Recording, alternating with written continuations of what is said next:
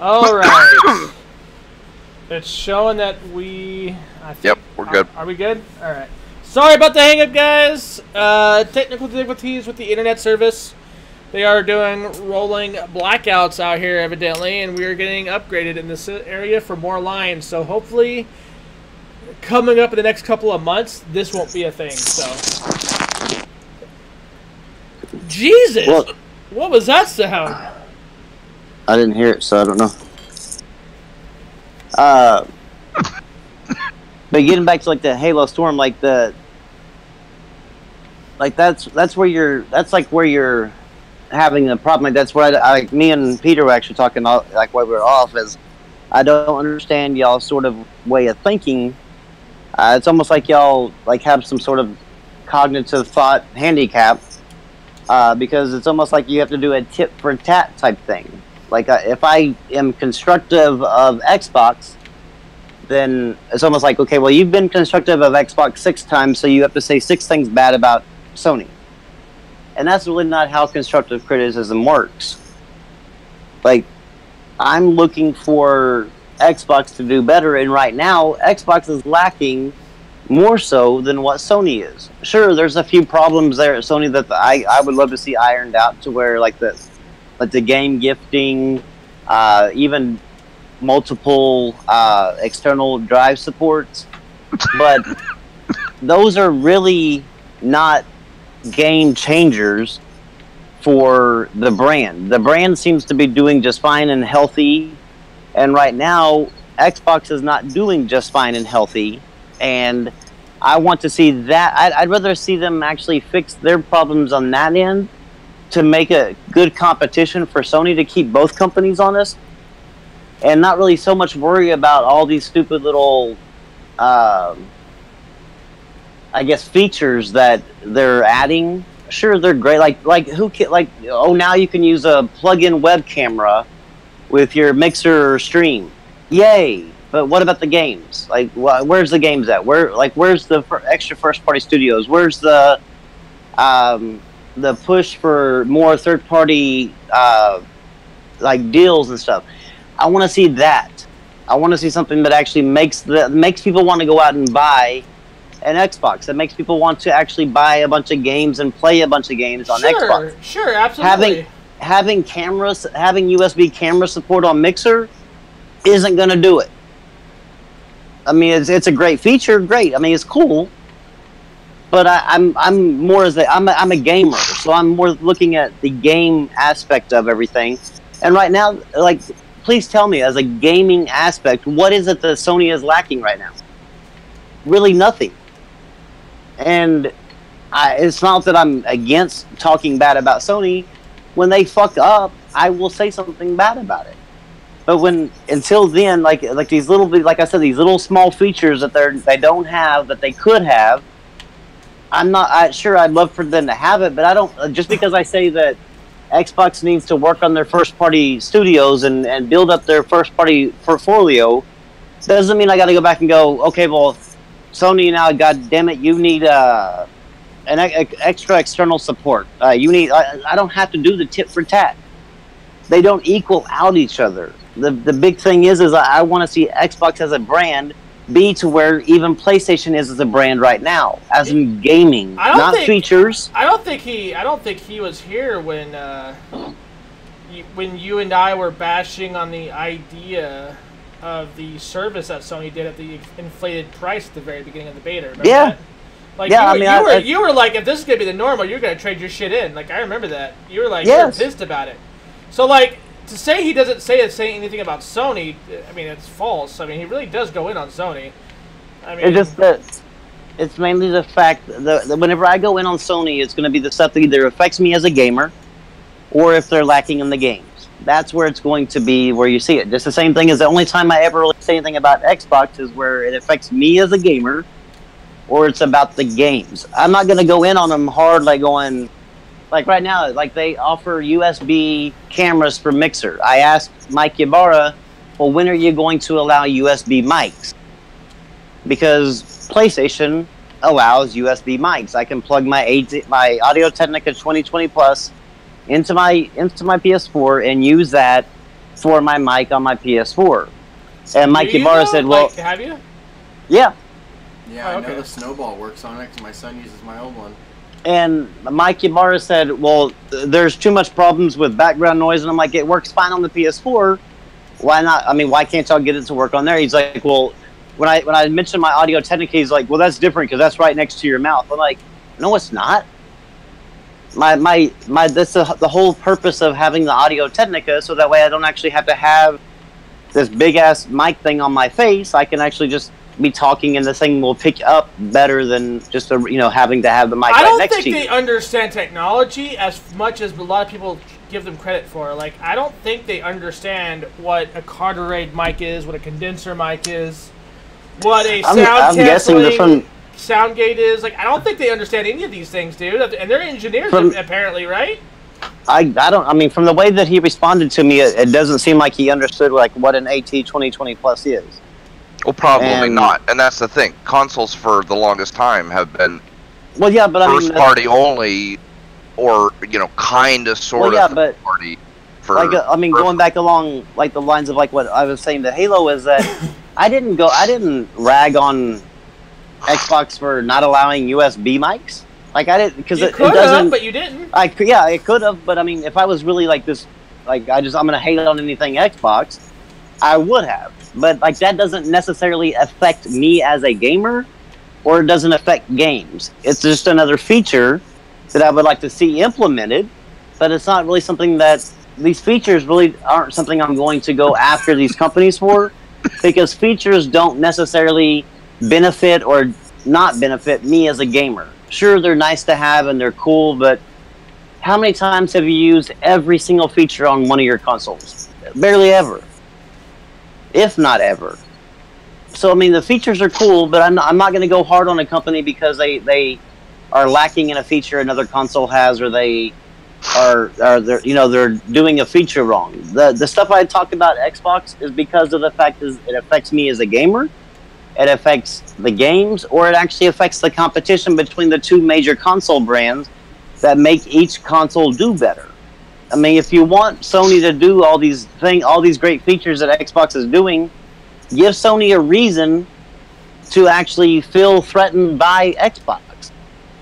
Right now, Sony isn't, like what Cyrus said, Sony is in such a position that if they continue pumping out the games that they are, they can sit back and never once put in digital gifting, any USB camera that they want, like any of the stuff that Xbox is doing feature-wise, they can sit back and never do it. Because there's no competition, because nobody's going out and buying an Xbox because you can plug in a camera to use on Mixer. Nobody's going out and buying an Xbox because you can digitally gift games. I mean, they're great features, but that's not what's really going to push the brand forward. What I complain about with Microsoft is what I think would push the brand forward, and I think that's like where you're getting everything wrong, is that right now, I mean, Sony doesn't need to be propelled any further forward. Could you imagine right now with Sony having all the games and everything like they're having right now, if they implemented every feature that the Xbox has, there would be no stopping them. Like it would be it would not be a fair match. I mean, it would be way lopsided at that point. And I don't want to see that. I don't want to see like PlayStation take off to a point to where like we don't even think about Xbox anymore. We don't even talk about them anymore.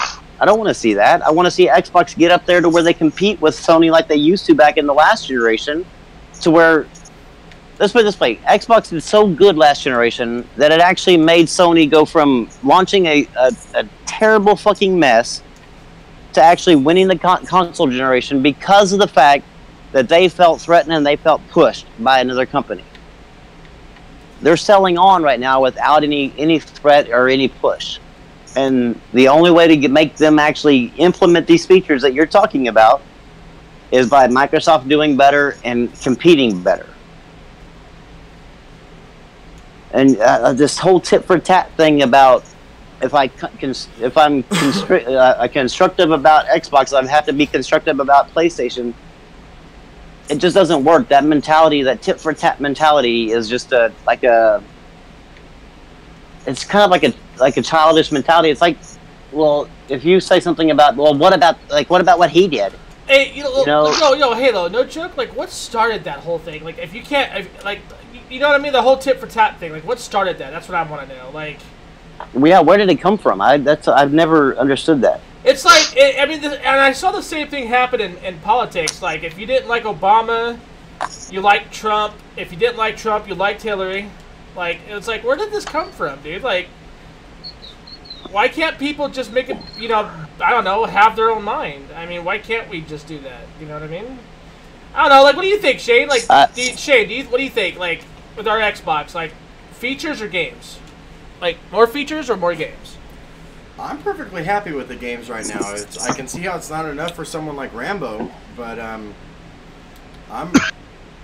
perfectly happy with them. I mean, so a little more would be nice, but I'd like to see some more features as well. Yeah. I mean, so I'm kind of in the middle of that conversation. I don't. Well, see, then that you would have a different perspective than like what I would have, and that's fine. But did you see what Halo put about what your question is? The tit for tat thing he says it's called being objective, and I'm not thinking that's how objectivity works. That's not how this works, dude. I don't think that word operates under the same category that you think it does. It's not like only if you're saying that you're looking at two competing products and just that you have to be objective when you look at if one has a disadvantage and the other one has the same disadvantage, that you don't cherry pick and say that it's just on one or the other or whatever. But if you're only looking at one, like if we're only talking about Xbox, you don't have to be objective like that, because we're not talking about any other console. We're talking about Xbox and how this, that, or the other feature would be a good thing or whatever. But I don't know. Well, I think the only time that the tit for tat thing works is if you're going out to make a purchase and you're listing pros and cons of each. Sure. At that point, yeah, I can see you take one, look for all the goods on this one, look out for the goods on this one, bad and bad like that. But when you're talking about just as a gamer that you own both, then you are looking more as how to make the brand of spelling better. And there's no denying that the Xbox brand is.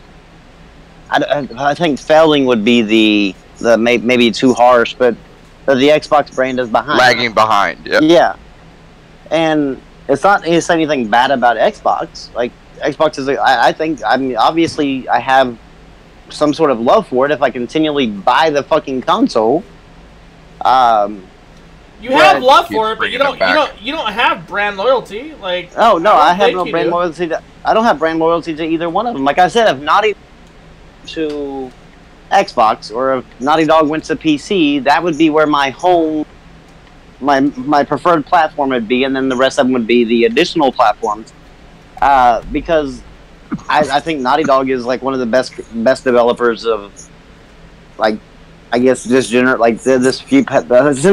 since Uncharted, they have become and grown into be the best developer. Now, the only reason the main reason that I'm on PlayStation as a primary thing is because of the fact they have Naughty Dog as a developer. If they switched over to the Xbox would be my preferred platform, and I would just buy the few exclusives that Naughty Dog didn't create on the PlayStation. It has nothing to do with I have no fucking brand loyalty to PlayStation or Xbox, because neither one of them are going to give a shit about me. The only thing they give a shit about me from is my damn wallet. And that's what I don't understand, how anybody has brand loyalty to any of these damn companies. And see, how does companies don't give a shit about you? And that's where me and Rambo are almost exactly alike. I don't have brand loyalty to the Xbox. I love their games, and I love what they offer as a streamer. This console, if you're a streamer, and you don't want to use a capture card or much less a PC, this console is going to be for you. Yeah. Right? That's the thing. Like, I like the features and I like my games. And the thing is I got a bit of both on this one platform. So if I don't want to use my PC later down the line, I don't fucking have to. I can just flip on my bitch and just stream by itself without the system on. I love that. I think that's a great thing. I personally think Xbox is a great platform. But I'll be honest with you, if I didn't have the games, I wouldn't have bought this fucking thing. You know what I mean? Like, seriously, like, if you think about it, like, if I didn't like a single game on this platform, do you honestly think I'd be playing this right now or streaming this right now? No. The same with him. Like, if for something, like, say, like he said, if Naughty Dog was on this platform, it'd be the same fucking thing. He's just doing it for the games. He don't fucking care about the actual brand itself. No, like... Because brand loyalty doesn't get you anywhere in life. What does it get you? Oh, you're a fucking fanboy of something. Whoop-de-doo. Like, what's your point? Like, what's it going to do for you in the long run? Is it going to pay your bills? No. I mean... I've never understood the brand loyalty. Like, I've never... I'm a Chevy person, but I guarantee you if Ford made a better truck or better car, I had no problem just buying a Ford. Nothing in my life. I have a preference, but nothing in my life is set on that preference to where no matter what Ford or no matter what Chevy dumps out, I'm gonna buy, and no matter what PlayStation dumps out, I'm gonna buy. I have none of this loyalty crap. I don't understand how anybody can get behind that to where that's where you get to where you're so dismissive of anything, any sort of negative criticism, that you generally look at somebody as a hater because they are actually having legitimate criticisms. And I think that's weird. I think that's a little me weird. too. Well, actually, no. Crap Gamers channel doesn't really actually pull in a bunch of money. If you look at his things, like, he doesn't pull in a crap ton of money. I mean, he pulls in a good, I guess, good enough, but not as much as what you would think. But maybe 150, maybe 200 if he's lucky. Yeah, it's like he's not like these other YouTubers that are that have the same amount of subs that actually are can actually live off of. I don't think he can live off of what he makes off of YouTube. Oh hell no. And you something about when they do something good, I dismiss it. When have I dismissed it? I've always every feature, and you can go back to the cast whenever we talked about the features that they've added. I've always said they were good features. Like, even the backwards compatible. I hate backwards compatibility. I have no use for it. But I still have praised the fact that they have it. I just did on this cast here. Well, yeah, even when it first started happening, and me and Shane were like, yeah, backwards compatibility, yay for us. And you're like, yeah, it's not that great, but yeah, at least they got it finally, you know? Like, yeah. I mean, I guess you'd have to be watching Rambo for a while now since we started this podcast. Like, there's been times where he's sold his Xbox and then bought it the next day, and it said "fuck Sony" because of the shit that was going on with Sony. I mean, yeah, hell, I actually sold my PlayStation and played on Xbox solely for 8 months straight. Like, I didn't even have a PlayStation in my house. I don't understand why people have me confused with some sort of PlayStation Legion or Dobby Potter type mentality person. I'm definitely to me, I feel like I'm an objective gamer. Like, I actually can see what the good and bad on both sides. Like, right now, the only reason that you would see me being buying all my games on the PlayStation is because right now, PlayStation is bringing a good steady amount of games and games that I actually enjoy to the platform. If it was reversed, I would be right over there on Xbox doing the exact same thing. Yep. Like, it has nothing to do with a console or a brand. It has everything to do with games.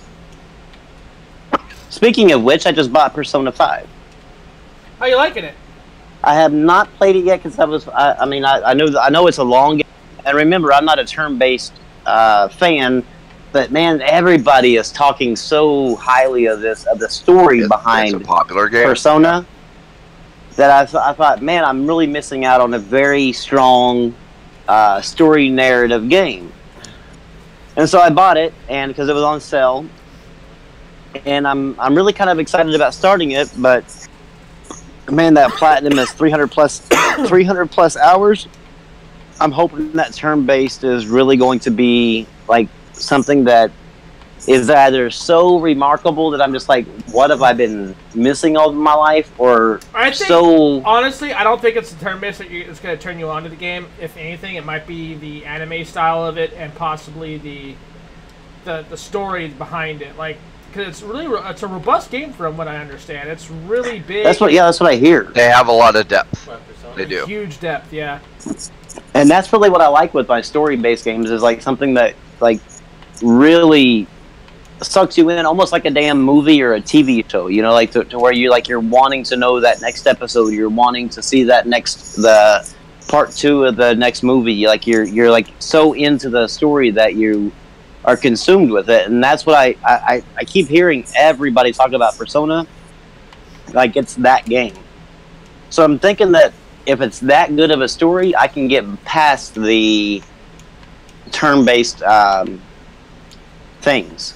Now, I might actually have to ask help for people that understand turn-based, like what I need to, because don't you get to pick like what part of the turn-based part you get to upgrade?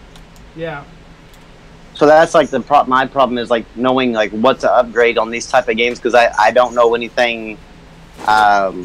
There's all sorts of guides for that kind of. I might have to look them up because evidently your characters could have kids and shit and offspring and. Oh wow. Yeah. Shit, that's like a really fucking deep game then. There's a ton of different characters you can romance. Yeah. And all sorts of little side plots for each of the. And I hear that Persona covers suicide, it covers murder, it covers just death, it covers it covers everything. The happiness, like it covers like pretty much like a life story. Yeah. Yep. And to me, that's really. Halo, I've played turn-based. I just don't care for turn-based. Yeah. Turn-based, as far as the combat of turn-based, it's like the most unrealistic. That and RTS are both basically the most unrealistic combat mechanics that I can think of. Now, RTS is a little bit more real because you're setting up for a kind of like a war, like a very strategic. It's an army on army, not a one-on-one. Yeah, it's more strategic, like where you're setting up all your defenses and your attack plans and stuff. But those type of things, like where you have to spend so much time on setting up a fight, take me out of the combat. I like being able to go up to a boss and just be able to fight. And turn-based, of course, like I've never in my life been in a fight or seen a fight where like I'm gonna hit you and then you hit me, and then we're just gonna keep doing this until one of us fall down. I've just never been into that type of thing, so that's the reason why. Now, South Park: Stick of Truth was one of the other few ones that I could actually play and not immediately turn off when I saw that it was turn-based, because it has a great fucking story. It does, and it's hilarious. Yeah, and so that's the reason why I think that Persona can actually pull me into it, even though it is a heavy turn-based game. I was actually going to buy Senran Kagura Peach Beach Splash, but somebody told me, I mean, it's $49.99, and then Persona was on sale for $41.99, and yeah, I think as much as I love Senran Kagura, because I've got the original fighter on my Vita, and it's a great game, it's an awesome 3D fighting game, but I don't think the Beach whatever it is would be as good of a buy as Persona. Persona is definitely a lot more game for that amount of money. Yeah. Well, I mean, I was looking for it as like a pretty good platinum to have for the as far as the Senran game, because I knew it wasn't going to take me 300 hours to platinum it. Right. But somebody told me that if I'm really interested in the Senran series, that I need to look at playing them in order. Yeah, the original is yeah. because it really, even the Peach Beach Splash is still a spin-off from the story of another game. It's kind of like what was the beach volleyball version of that Virtua Fighter, was it? Yeah, I forgot what the name of it was. Yeah, but there was one of those like that. Yeah, it's kind of like that. So that's the reason why I held off on Peach Beach Splash right now. Now, if it ever goes on sale, I might pick it up before I buy the other ones, but I'm going to try to get all the Danganronpas and the Senran games, so that way I can actually experience, because I'm starting to get into Japanese games. There are so many good ones. Yeah, I'm just hearing so many good stories about these Japanese games. Like they tell stories like no other person can tell a story. It's a way the plots are outlined, because a lot of Japanese storytelling is character based instead of plot based, whereas American storytelling is a lot more plot based versus character based. And so it's a way different type of story, and especially if you've never experienced it, when you find a good one, it's a whole new experience. Because all of a sudden you really care about the character. That's a lot of.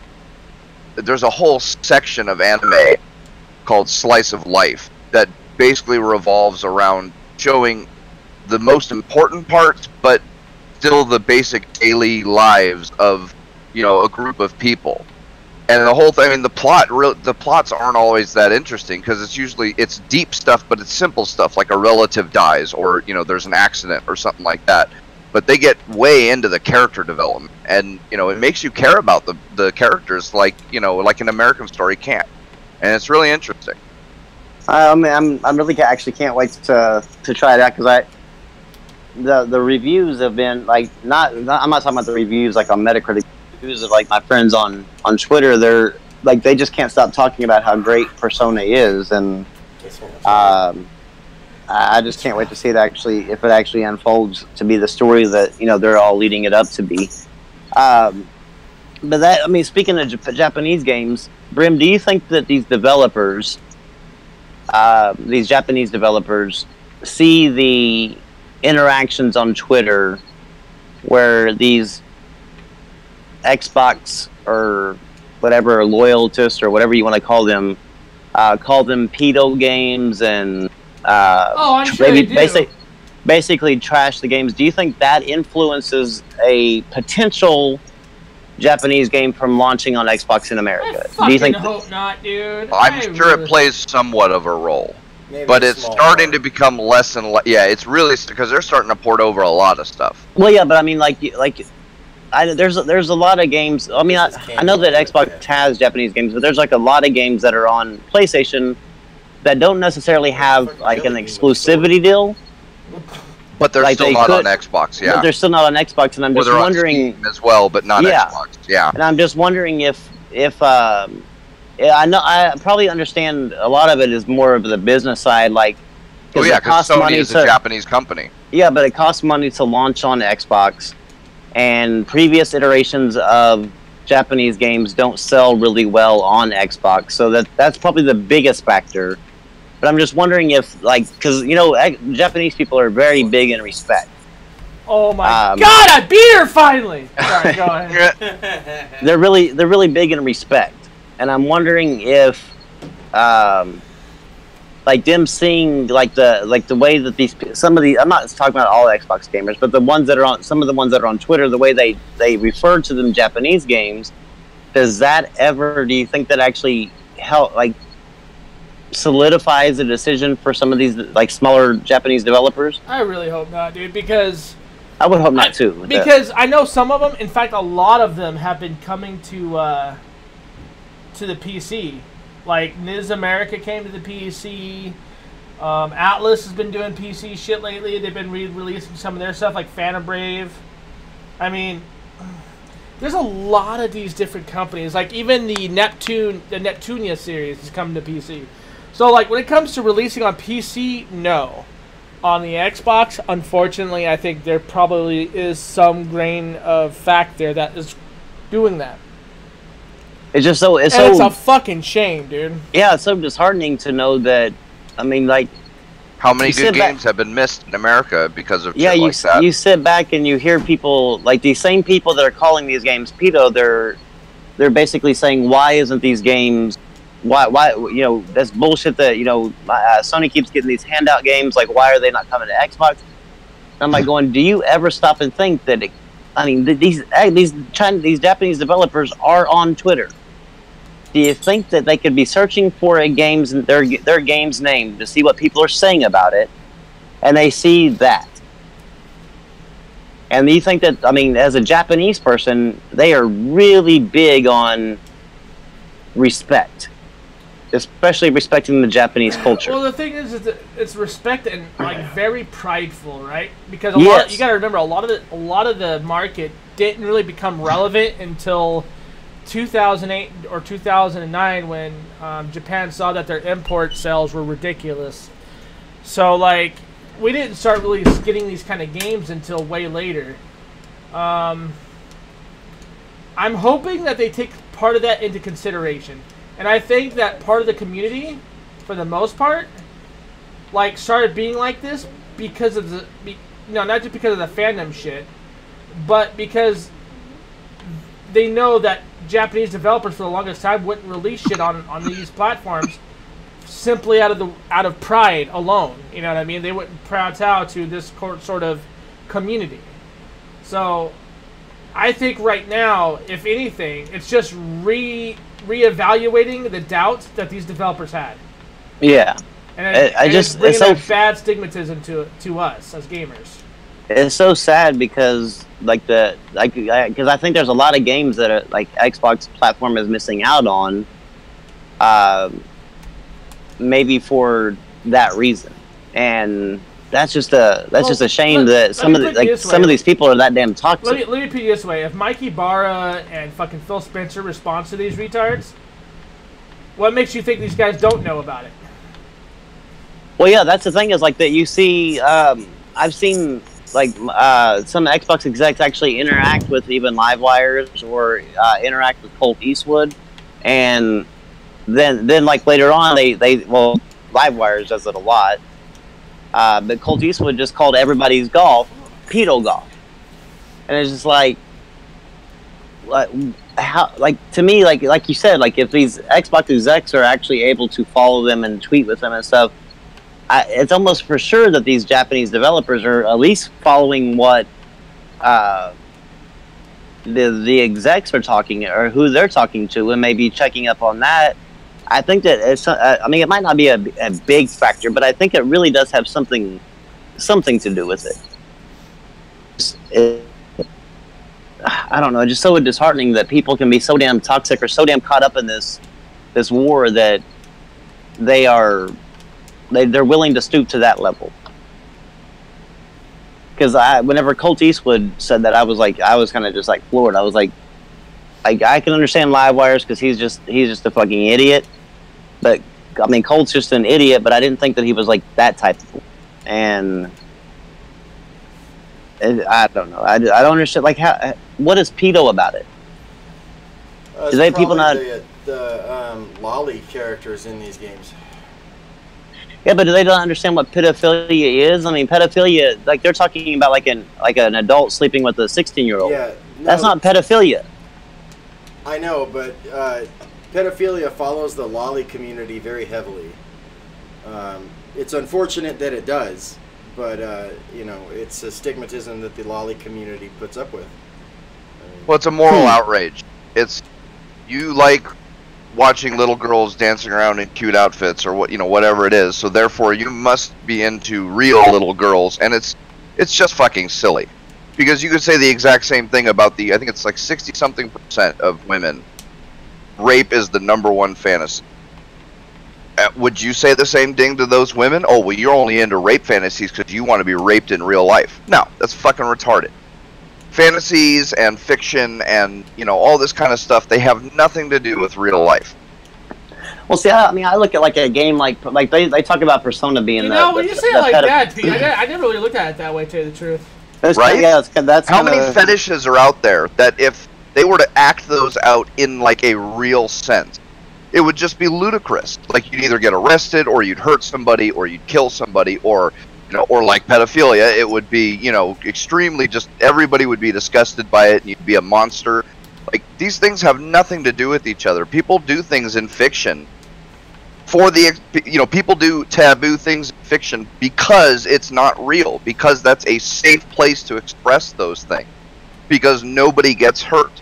There is no child that gets hurt because there's a you know, 13-year-old looking anime girl who's got it on a bikini and is, you know, dancing around hitting beach volleyballs with other, you know, scantily clad anime girls.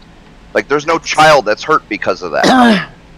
But well, some people can't, like, disassociate those things.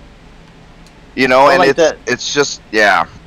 Well, people that are talking about, like, Persona, like apparently there's characters in there that are like 16 and they end up sleeping with their teachers or whatever. Are high school age, and you can romance teacher, so like late 20s, early 30s. Yeah, so and they're like, well, that's pedophilia. Like you love little kids, like fucking little kids, or whatever. Like, no, like I mean. First off, that's like not even pedophilia, even if you were taking the fiction as real life. But second off, it's fiction. Yeah.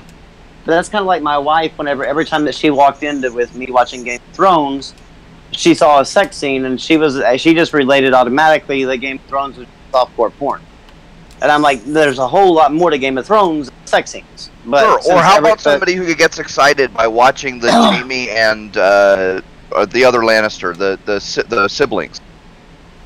Oh, like how many people get excited by an incestuous relationship in a fictional that doesn't space. mean you want to fuck your sister. Exactly, yeah. They could have nothing. They might not even have a brother or sister, or, you know, whatever. But for whatever reason, they just like that sort of thing. Who the fuck knows? Some people like feet. Like, of all the weird fetishes, I can understand almost any fetish, but feet, really, feet. But Halo Storm, you say that like. You say that stuff doesn't belong in video games, but if you look at it, art imitates life. Art imitates life, and while you might not like it, I don't necessarily agree with a 30-year-old fucking a 16-year-old. But what I'm saying is, like, to pretend like that it just doesn't happen doesn't mean that it doesn't happen. It's like how they banned the Nazi symbol from World War II Call of Duty. It doesn't mean the Nazis didn't exist. That doesn't make Hitler and his crew any fucking better. Yeah, you didn't disappear them from history because you don't show their symbol on a video game, so you might as well show it. And if I like Persona 5, that doesn't mean I like 30-year-olds fucking 16-year-olds. That is like the two don't correlate to each other. It's silliness. It's just like that. It's an inability to separate fiction from real life, and it happens in other things as well. And it's kind of disturbing that it's gaining popularity because there's a lot of political things going on, where people are talking about. I mean, how many of these fucking idiots can't express a political opinion unless it's using Harry Potter as an analogy? Yeah, you know, and that's a very similar sort of thing. And mixing mud, that's another thing that people don't quite take into consideration, is that these are Japanese games by Japanese developers living in the Japanese culture, which in Japan, different. Age of consent is completely different, and the whole idea of a 20-year-old and a 16-year-old isn't anything. There's nothing wrong with that there. And sure, I mean, you can go the moral high ground and say, well, that is, but is it only because you were brought up with the American lifestyle? Or is it because... even that long ago that America, you could still get married at 13 to anybody. Like, literally a 40 or 50-year-old. Yeah, I think so. Yeah, don't hold your nose and pretend like, you know, we are so much better. I mean, it wasn't but 100 years ago, or a few hundred years ago, that kids were popping out other kids at 14, 15. You know, we are not so much better than the rest of the world. And Caesar, when it comes to the swastika, that's not the reason why it was removed from COD. I get what you're saying because it is banned in Germany and Russia. But it has nothing... If it was for that reason, I'd be like, okay, whatever. I mean, I can possibly get behind it a little bit more, but the reason why it's not is because they are trying to It's not like they're trying to rewrite history, but they're trying to portray a different meaning and to where they won't, quote unquote, be offensive to all. And if you look at Wolfenstein has the Nazi symbol everywhere.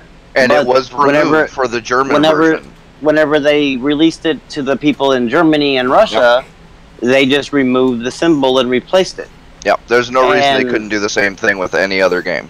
So I think that they actually... That excuse is just a lazy excuse. Some developers choose to take that moral high ground and others don't. That's all it comes down to.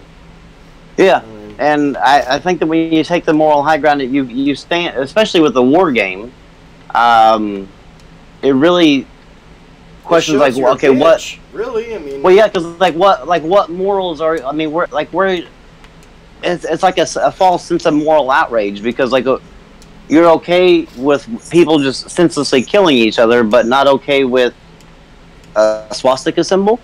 I mean, it's like where like your morals. Yeah, I mean it's just some weird shit like that. That moral high ground is just it's a very trying to partially censor a war game, but there's far worse things already in that game than what. Yeah, than that symbol. Yeah, so you're not protecting anybody by keeping this offensive symbol out of a game. Come on.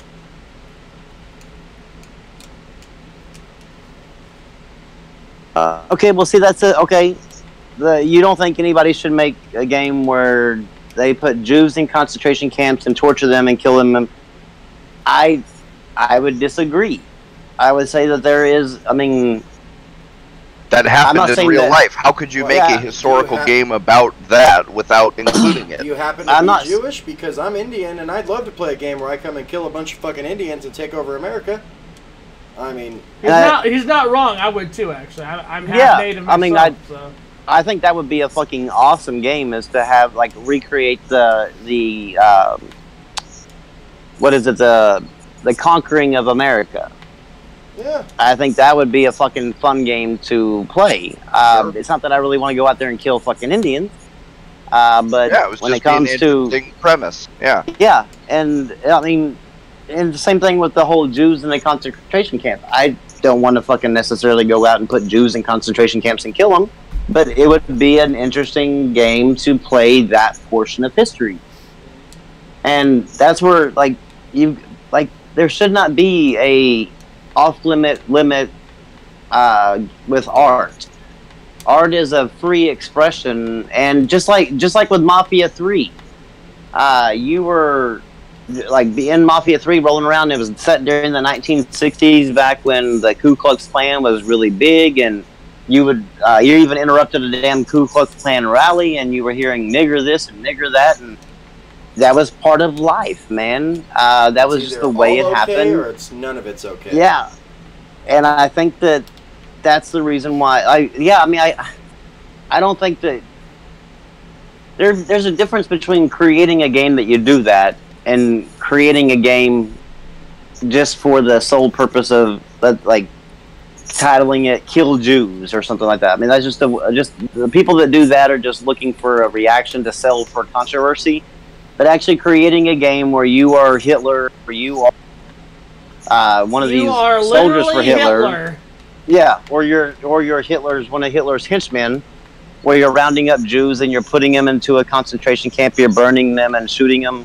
I don't see nothing wrong with that as far as the game goes, because of the fact that it is just recreating something that actually happened in life. Yeah, see, but people would think it's okay, Rambo, to have a game where you kill Hitler. And that's where it's either all okay or none of it's okay. And by that measure, if they want the game where you can kill Hitler, there's no limits. There should be a slavery video game. There should be, it should all be okay or none of it be okay. Exactly. And that's the part of playing the moral high ground, that's part, because you're okay to play the moral high ground here, but not here.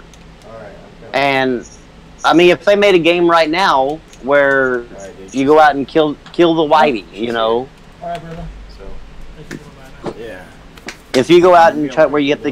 Yeah. All right, cool. Oh, yeah. If you go out and make a game where they kill the whitey, like you're killing all the white people, it wouldn't bother me. Right. And I'm a white guy. Take it easy. I'll see you again real soon. I won't wait this long. So, Shane's going home. He'll be on in a minute. Yeah, the crate...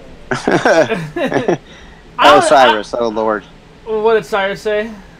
He put my quote in there. It says, you're rounding up Jews, you're burning them and shooting them. I don't see nothing wrong with that. Rambo, 2017. Man.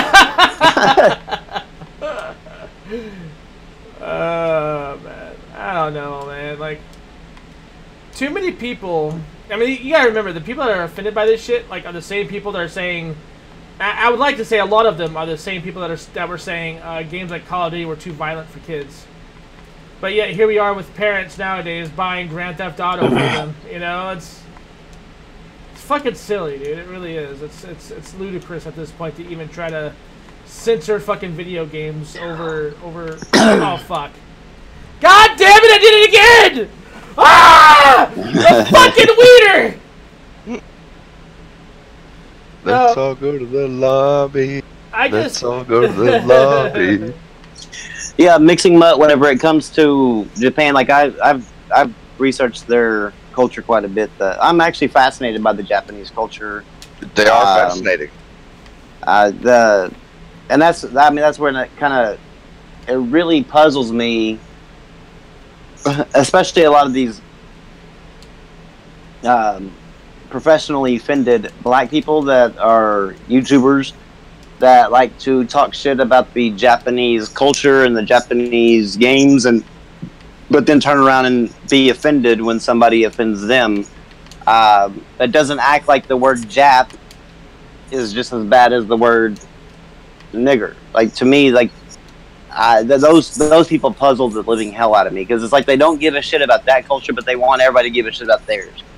Or how about that saying that their culture is unacceptable, or parts of it is, when, you know, all the gangster rap and shit like that goes on. Like, what? Aren't those the same motherfuckers that are saying, you should let Islamic people in your country? Yeah. We should allow pedophile? Really? Okay. Yeah, so I mean it's just really weird how, like, for some reason, like, people trash the Japanese culture, but then it's that moral high ground with politics as well. It's just that same thing is like, that's trash, but this is okay because we look better in the light. And I don't know, it bothers me. That's the reason why I did a lot of studying on the Japanese culture, because the more and more people started trashing them, the more and more I actually wanted to know about them, and not from the people trashing them, but from the people themselves, and actually the history behind it.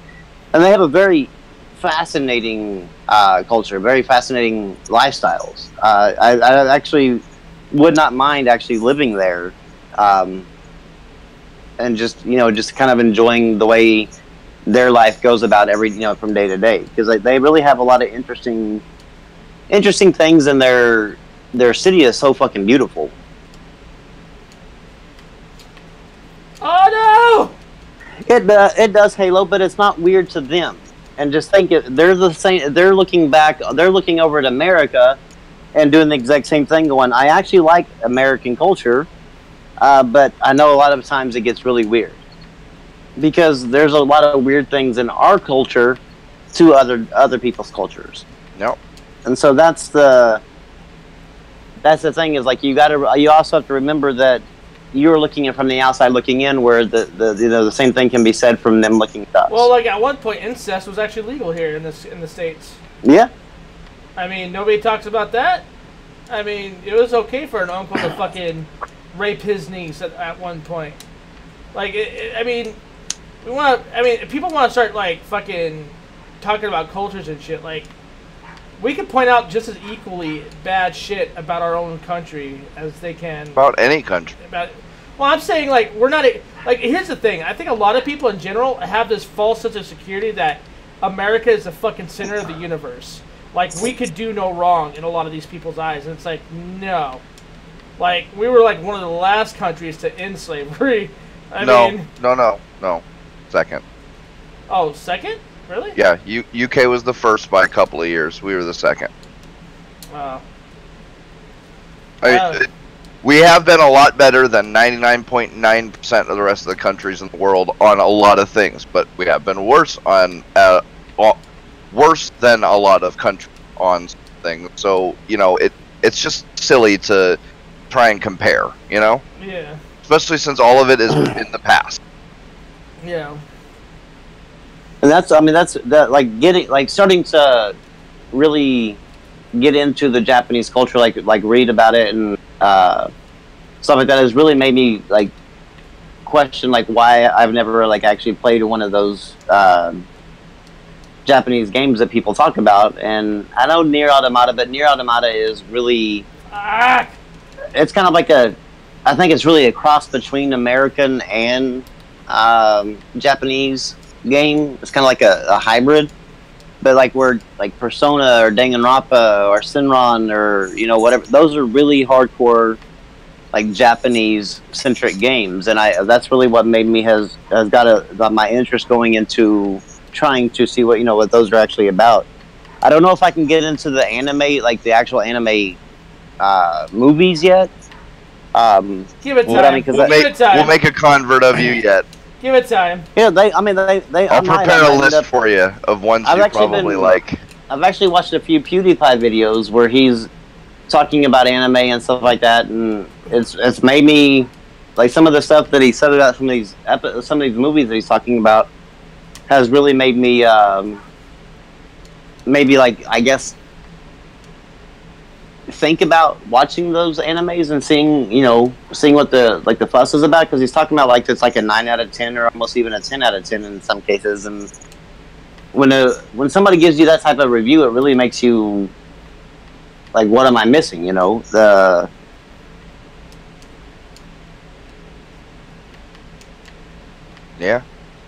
That Gamer 25. I'm not going to be no weeb. I don't even know what the hell that. Yo, what fucking is a weeb? You already are. It's too late. What is a weeb? Just an American person who is totally into Japanese shit. Oh, has okay. body pillows and figurine posters and. Oh, I ain't gonna have no body pillows. Give it time, Rambo. Give it time. No, because I never have been able to get like that. I guess hooked on or that into like these women characters and stuff like that. Like I don't know, they don't do anything for me. Seeing a naked cartoon or a naked even a naked movie, it just doesn't seem to really do anything for me because I can't do anything with it. Yeah. So I mean, like the people that body pillows, those are kind of strange to me because. Rem, you ate that one right in the face. You know what? You shut your fucking mouth. You didn't even try to jump. Have you not passed the hot dog yet? No, he is not. He is still facing off that fucking hot dog. You know what? I don't like the tone of your voice right now, sir. I think he's like especially stuck on this from all the hog and dog talk. He's like really, like loving the dog. I'm not gonna lie, this is annoying. Wait a minute. Razik. Oh no! Imitating Japanese culture is not disrespectful.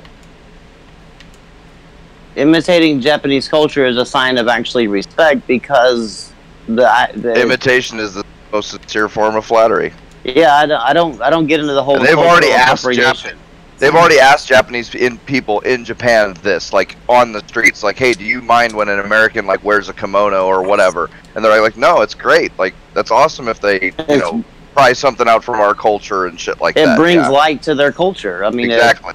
And that's what I've never understood the cultural appropriation thing. Like it, silly nonsense. To me, like I don't.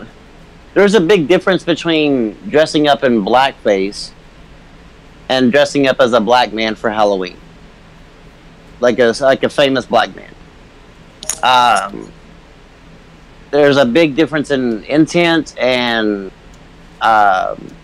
motive behind it.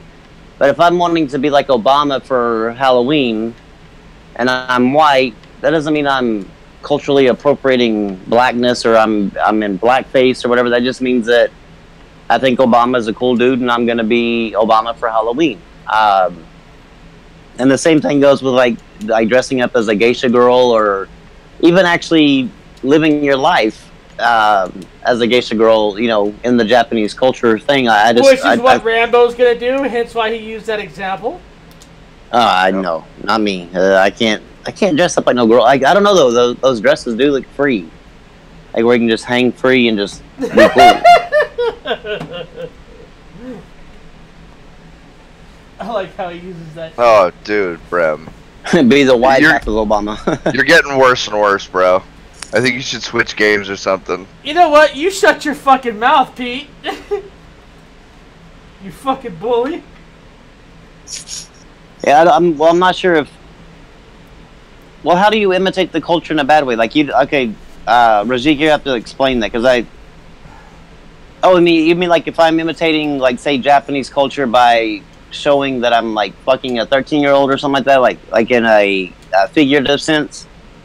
Or are you referring to, like, is that something like what you're talking about as like being disrespectful, or is it like simply like what Katy Perry did when she dressed up as the geisha girl and sang the song and had a bunch of geisha girl stuff like that? I mean, what is your take on that? I'm trying to figure out like where you're playing on that card. Okay, so yeah, kind of like what I was talking about. Okay, that I can understand. Yeah, that's not really cultural appropriation. That's just like being a fucking asshole. Go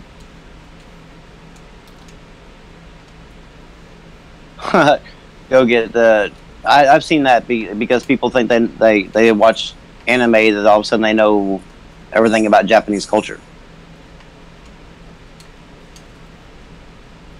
Right into the fucking ball! Jesus Christ! So I hear that Undertale has a really good story to it. Is that true? I was told that, yeah. I was told it was actually a really good story. I just never cared enough about the game to give it a damn. Yeah, the game itself doesn't look all that great. So the graphics aren't really going to tie me in. The gameplay doesn't seem to be all that special. So that I mean, it would have to be one hell of a story for me to actually, I think, play the game, because everything else about it doesn't seem like it's something that I would actually enjoy. God damn it. Yeah. Brain-dead single cell. What? Oh. So you're saying you have to be a brain-dead single cell organism to like Undertale? Damn, Brem.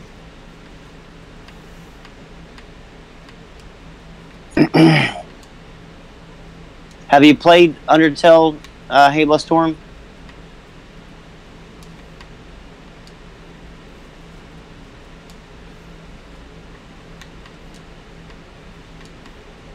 Are you gonna let a balloon beat you? All right. Shut your mouth. I'm gonna start asking if you work at Polygon.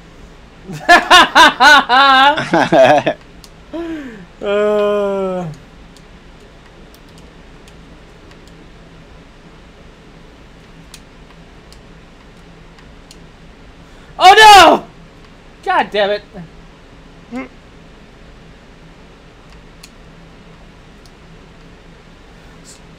Dude, son of a shit! So people in the chat, like, what other Japanese series that's on the PS4? Because mind you, like right now I don't have a PS3 or a Vita. Is another good one for me to focus on, because like right now Dissidia will be good when it comes out. Dissidia. Yeah. I mean, is there any previous games that I have to play before I can just jump into that? No, it's just a fighter. I don't think you will need to have played the previous Dissidia. Yeah, just the training mission will be enough. Trying to think. I know of a bunch on Steam, but I don't know which ones are on PS4 or not, so I'll have to Final Fantasy. Well, I have 15. Final Fantasy 15. Are the stories in the previous Final Fantasies strong enough to make me not really care about the fact that I have to do turn-based. 7 and 8 both have really good stories. 10 and 10-2 are pretty good. I've heard people say they didn't like 10-2 as much, some of the other ones, but I haven't played it myself yet, so... Well, they just released Final Fantasy 9, is that... And people 9 are saying that... That's another... See, that's the thing, they're all so different. You know, so, like, one game, the you know, a weird character will be, like, a tiger guy, and then there will be, you know... I don't know, there will be, like, a few weird, like, humanoid people, and then another one has, like, a couple characters that look like Muppets, you know, casting magic and shit. It, you know, they go all over the place. It's kind of hard as a series, you know. They've all been good games, but they're so different that people's taste will really start to, you know, figure into whether they're going to like, you know, any particular one or not. Okay. Well, see, I plan on buying the Final Fantasy VII Remake whenever it does release. Yes. Because I've heard so much good about Final Fantasy VII that I figured the best way to experience that would not play the original, but actually play the remaster with the updated graphics and shit like that. Yeah, and I don't think there will be anything different or anything. So well, there will be additional stuff added to the game, but nothing taken out. But nothing taken out. Yeah. So and you won't miss anything. I almost bought Valkyria Chronicles the other day because it was on sale, and I backed away from it because I wasn't sure on it. And are you saying does it have a good enough story? Yes. Because remember, like the big thing about Japanese games is a lot of them are turn-based, and at least that I've been told. I mean, I could be wrong, but it's got to have a good enough story for me to be able to go, okay, well, I can deal with the turn-based action, you know, for the combat because the story is so damn compelling. If Valkyria Chronicles does have that, then I'd be interested because like I said, I almost pulled the trigger on it not too long ago. And Yamanak's, yeah, I have Nier Automata and Nier, and to me, those really aren't what I would consider like. What I'm talking about is when I call Japanese they're not games, old school Japanese games. Those are more westernized Japanese. Yeah, they're more games. modernized. And so I'm looking more for the actual like the Japanese games or whatever. You want the pick of the choice of the old school like JRPGs and Japanese action games, shit like that.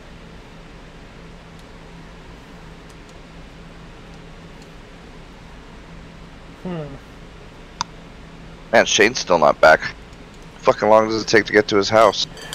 15 to 20 minutes, give or take.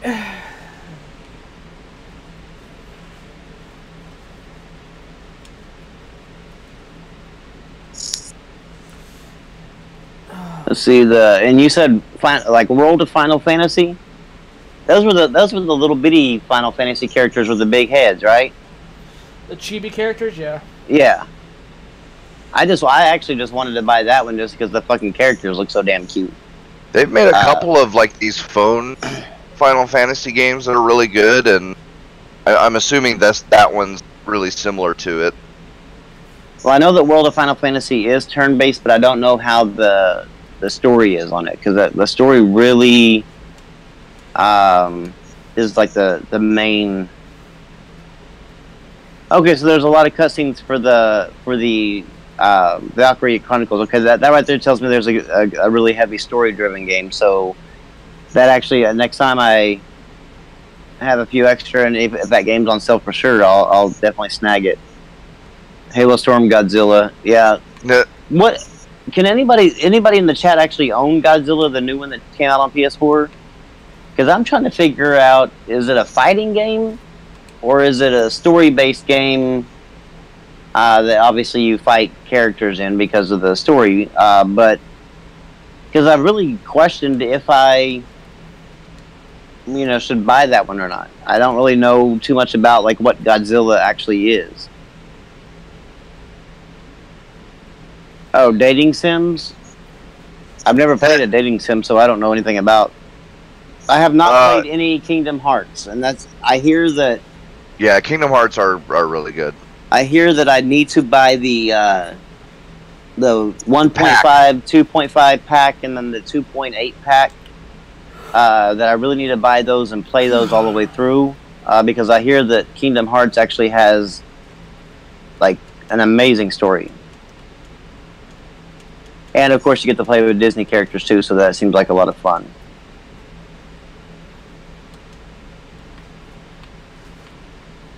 Oh wow, I'm mixing with that. Well, you sold me on that one. I guess next time when that thing comes on sale, I'll be buying Valkyria Chronicles. Yeah, it's a good game, dude. When it comes to Kingdom Hearts, we were at the Sony or the PlayStation 3 E3 event at our theater, and there was a couple ahead of us, me and my wife, that was talking about Kingdom Hearts, and it made my wife, of all people, like really want the game. Like she keeps asking about it. And I don't know why I always forget about Kingdom Hearts whenever I go to buy it, like look for a game to buy. But I need to get that done because especially with Kingdom Hearts 3 coming out next year, it'd be nice to actually get through all those games and be up to date. Yeah, be up to date with it. Because I'm not going to be like the Xbox gamers that just get to play 3 and try to figure out what the hell's going on. Because from what I hear, like that's a series that you actually have to follow. What series? Kingdom Hearts. Oh yeah, you know what though? Like the way they've done this series, like it really doesn't fucking make a whole lot of sense. Like you actually have to get like somebody that's pretty much a hardened veteran to be able to piece the fucking puzzle together, because the way it's explained in the story, the way they present it, and their releases and stuff, it's so convoluted. If I were you, I would do what I did with Destiny. Just go to somebody that's like a lure master of that game, and then fucking watch the videos. That's like the best thing to do. Well, see, from what I've heard though, is that I've heard a lot of people say that about like the way they released the games. But with these two collections that they have that's on the PS4, they actually have, like, even though that they're not in like numerical order because of the way they released the 1 points and all these other weird shit like they did. But they actually put all the story, like the list of games that are on the disc, like actually in order of the way they were, not the way they were released, but the way the actual story rolls through chronological order. And so that's the reason why people have suggested buy the series, because they said that I wouldn't be lost in how the story unfolds, because they actually took the time and put the games in an actual story order rather than the release order. Because from what I understand, like what you're saying with the way they released them, they released part of the game and then came back and released a part that actually came before another one prior to, and then yeah, it's like all over the place. Yeah. But it's still, don't you think it's still going to be hard for Xbox gamers just to pick up Kingdom Hearts 3 and just be able to know, like, what the hell is even going on? I mean, do you really think that Square Enix or whoever's developing is going to really, like, let that happen to, like... I really hope not. I mean, because that's just, like, fucking them over to me. Because look at their Nier Automata sales, dude. Like, they've been doing extremely well for that when it came to PC. So, like, I mean... Even their, what was it, their one mecha game that they had a mecha game that came out, and it did extremely well for PC, and it was only on the PlayStation 3 at one point. I mean, I know which one you're talking about, too. I can't remember the fucking name of it, but... Mission at Frontline. Oh, yeah. There you go. I played a little of that. That was pretty fun. Yeah, it was a good game. Yeah, it was a great game. It was a fun little, it was like a simplified Armored Core almost. Yeah, exactly. Like... And they got the fucking kickback from the community on that. A lot of people supported that. So, I mean, I really don't see Square Enix not liking money for the sake of exclusivity, you know what I mean? I think at some point it's going to break, they're going to break and be like, yo, like, look at what these guys... Because there's a lot of Kingdom Hearts fans, believe it or not, on the Xbox. Like, a lot of dudes on my friends list are, like, foaming at the fucking mouth for that game, dude. Like... So I mean, I don't see it just being the one game. I think they're gonna get, you know, more than what they're letting off. I mean, like I said, I don't see Square Enix not liking money. You know what I mean? Yeah, I mean that's like whenever since they haven't announced it, that was kind of like weird to me that they've announced Kingdom Hearts 3 is definitely coming to Xbox One, but they just like have been silent with the collection. And I'm like you. It's like, surely to God, you can't be this dumb to release a game that's really heavily story driven throughout the whole damn series, and not release the series, but release the last game on the series, the most recent game on the series. Like, and I got a few friends that love the game series for very many different reasons. I got a few friends that are like, "Yo, man, Kingdom Hearts 3 is gonna be amazing. Like, you're gonna be able to see an updated version of all the Final Fantasy characters. Like, there's people that literally play that game just for the Final Fantasy characters that are involved in that game." Yeah, and I think there's a lot of people that play it just the Disney characters that are involved in the game too. Yep, exactly. Yep. Like, you know how many people loved Goofy when he was in the game? Like, dude, like, yeah.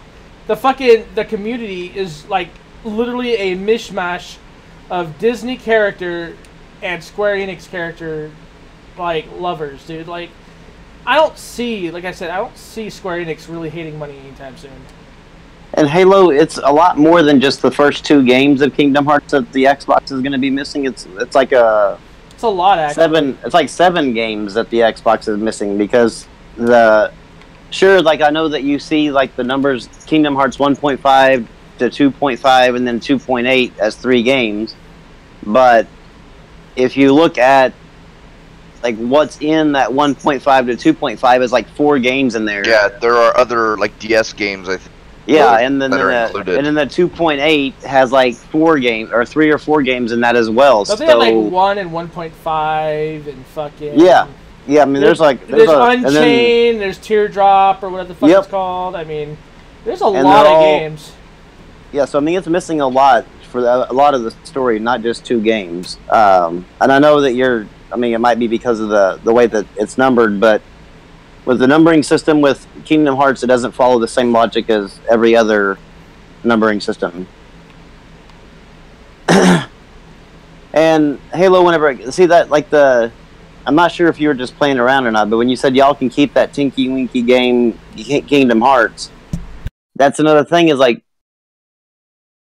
well, there's one thing that you don't like it, but there's a lot of people that, I mean, that possibly would, and I don't know, it's just weird. It's a weird thought process to say like something like that. Like, nah, you can keep that shit.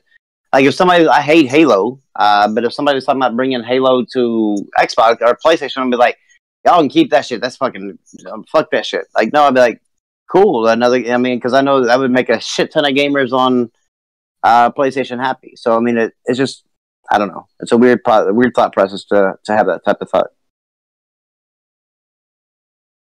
But I really hope that Xbox gamers get to actually have the full collection. Because it just kind of makes it really weird. And Disney Adventure... What is Disneyland Adventure? It sounds ridiculous.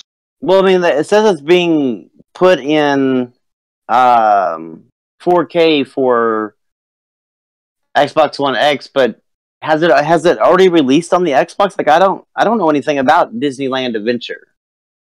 And I own every single Xbox exclusive, so, I mean, if that's actually a game, then I'm missing it, and I don't like that. Nah, he's kidding. Oh,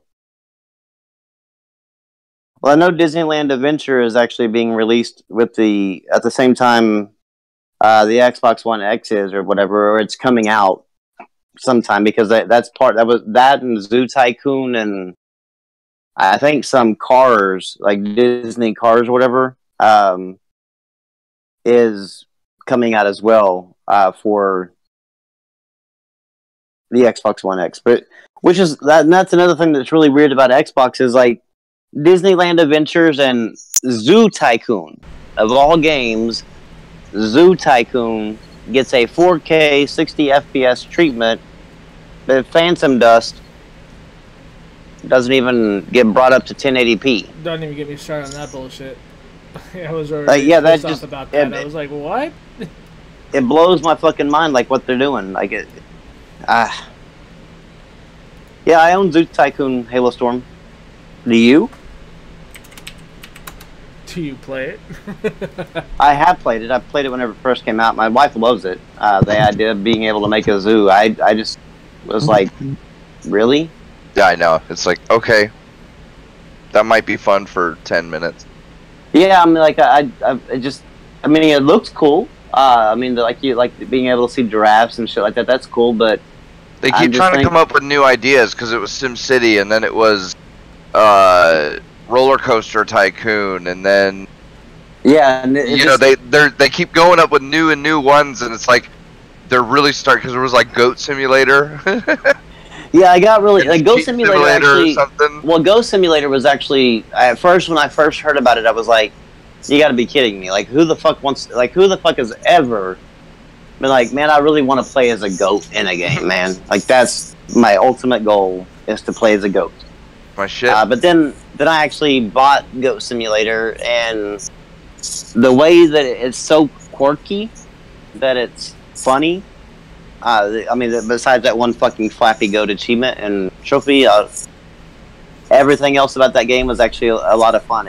It's mindless fun, but it was and fun. That's what they all kind of go for. It's just that mindless. You know, you don't only kind of sort of have to think about planning and stuff, but you don't have to be super fast. You can pause anytime you want. Yeah, no, but like the Tycoon series, it played out a long time ago. Yeah, I think so. Like Roller Coaster Tycoon was really big for a while, and then there was the train one. Yeah, but Train Tycoon or whatever. Like I got bored with Roller Coaster Tycoon. Office Building Tycoon. And then now that I tried Zoo Tycoon, I just couldn't get to the point of actually like giving a shit to build a zoo. And you have to have I don't know, it's weird. It's like a Facebook game. Yeah, kinda. But on Xbox, it's kind of weird. My wife plays a game now. Down, so I can send her lives. Family Zoo. It's basically Zoo Tycoon for your phone, but it's a Facebook game, and same kind of principle as you got to build a zoo. And has anybody played I Am Bread? Yeah. I'll be right back. I Am Bread is absolutely one of the hardest fucking games there is. You're basically you're a piece of bread, and it's basically just run around mindless fun or whatever, mindless bullshit. But like you gotta hook yourself to the back of a car. You have to like hop up on things and like even toast yourself, and it's just really odd. And to get the platinum on it, I think it's like a 9 out of 10 rating. Wow. It's like really damn hard. And Surgeon Simulator is another one that's really hard. But like that one seems like Operation, but just in console form. Right. But I bought the Surgeon Simulator VR thing, and I have yet to play it, but I hear that one's actually a pretty cool thing, and I think that would be pretty cool because it would be actually like playing. Really, really cool Operation. Yeah. Yeah. Yeah. Really, really lifelike, kind of, sort of Operation. Yep. Yeah. And so I'm going to try that one out. They say the platinum for that one isn't as hard as the actual Surgeon Simulator, but if I can just platinum one of them, I'd be okay. But I know a guy both? Shit, man. You can because like one's a VR platinum and one's a. They are a separate game. Yeah. Oh, okay. Interesting.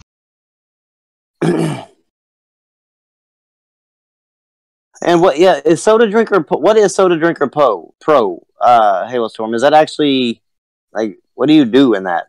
I've seen that actually is on Xbox One, but I don't know what the fuck it is.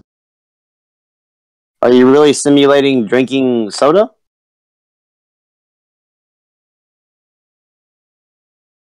I do enough of that in my life, but I don't know if I don't think I need to simulate that. Yeah, I was like, shit. I got it down.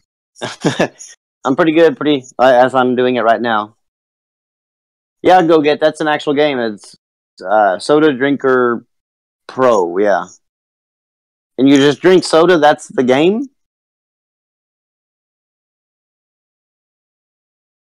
Wow. Do you like order different sodas, or how does it work?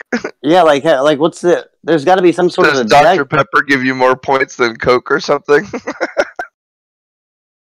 Yeah, how the hell does that achievement list look?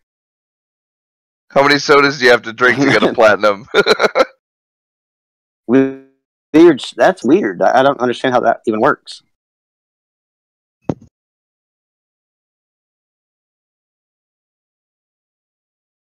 Oh.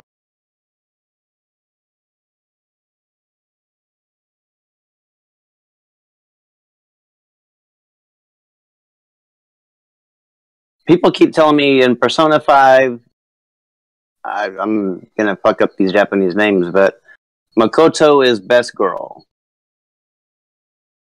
I gotta believe you on that one because I don't know anything about these Japanese games.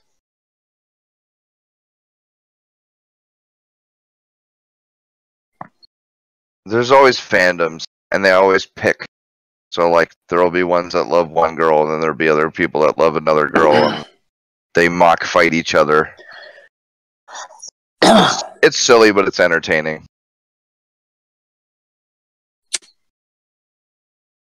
So you've played the Persona series, or something? I have not actually. I think I dabbled a little in 3.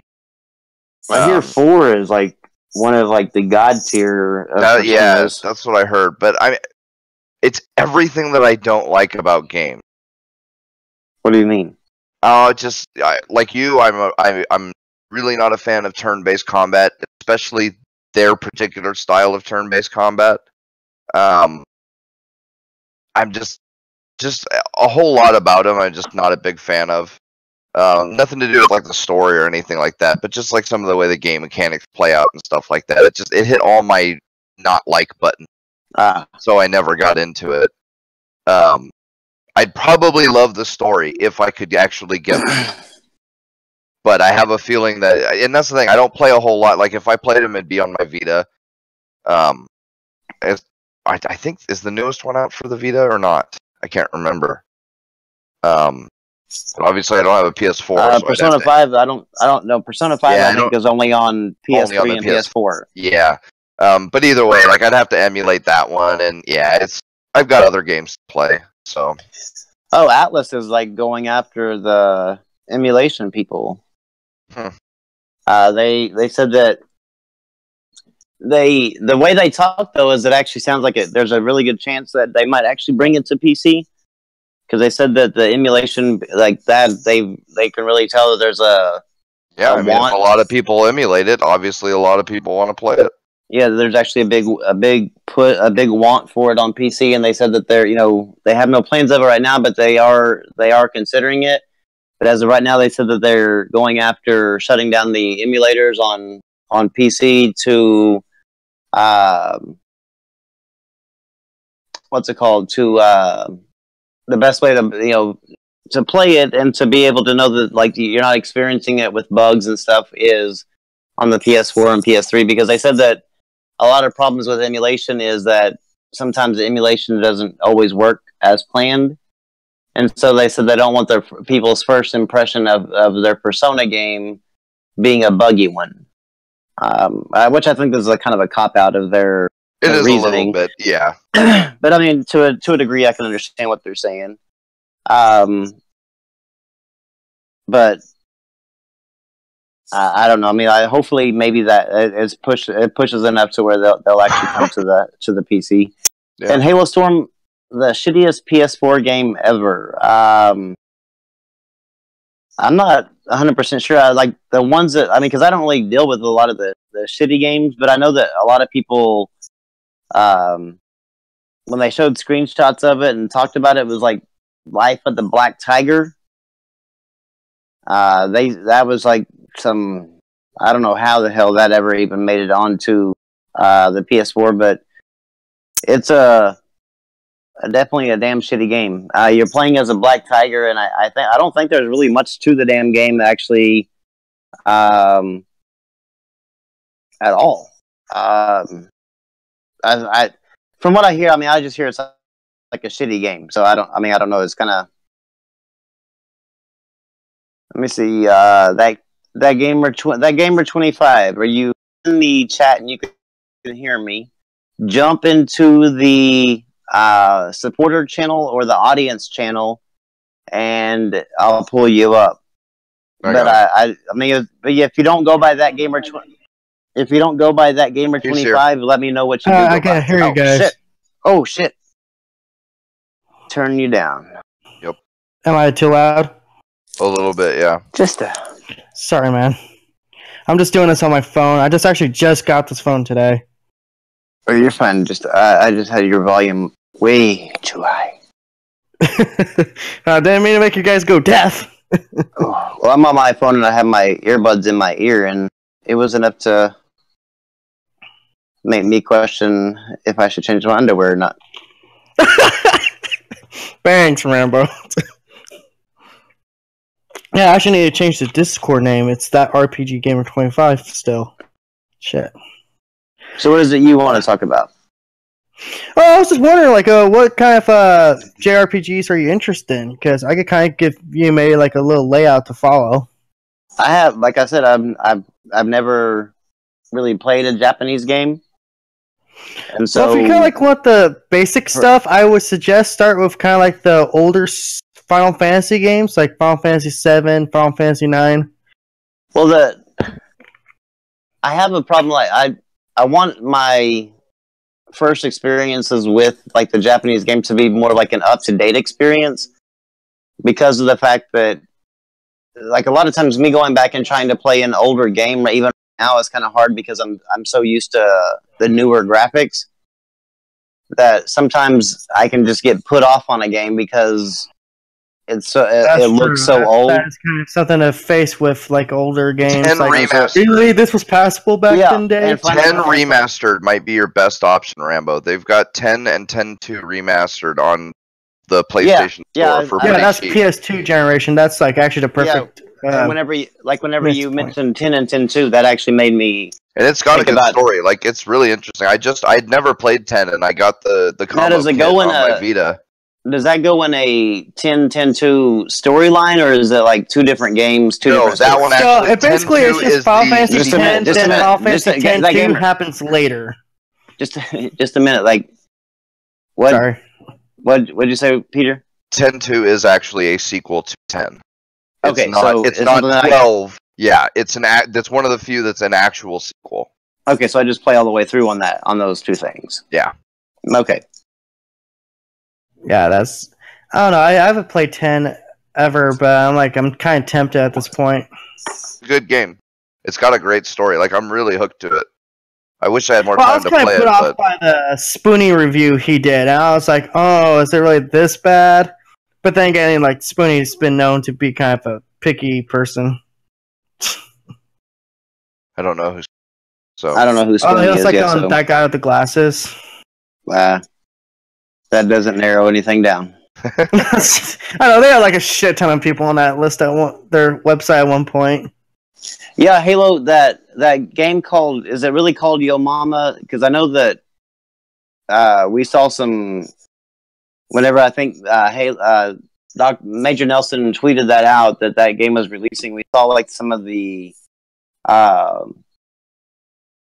what's it called, the gameplay footage of that from like the PC side, and it was like, wow, I cannot believe that game is going to be launching on a console, and not only that, but being promoted by one of the executives, because it was quite a what would be controversial type game title. Yeah, well, just type of game, not really the title, but the type of game. I think you play as like a call girl, or you play as a phone sex operator. Some kind of weird like that. Hey, in all fairness, though, Yakuza 0 had a phone sex mini game, so I guess nothing's off the table anymore. God. Oh yeah, those are two other games I do own.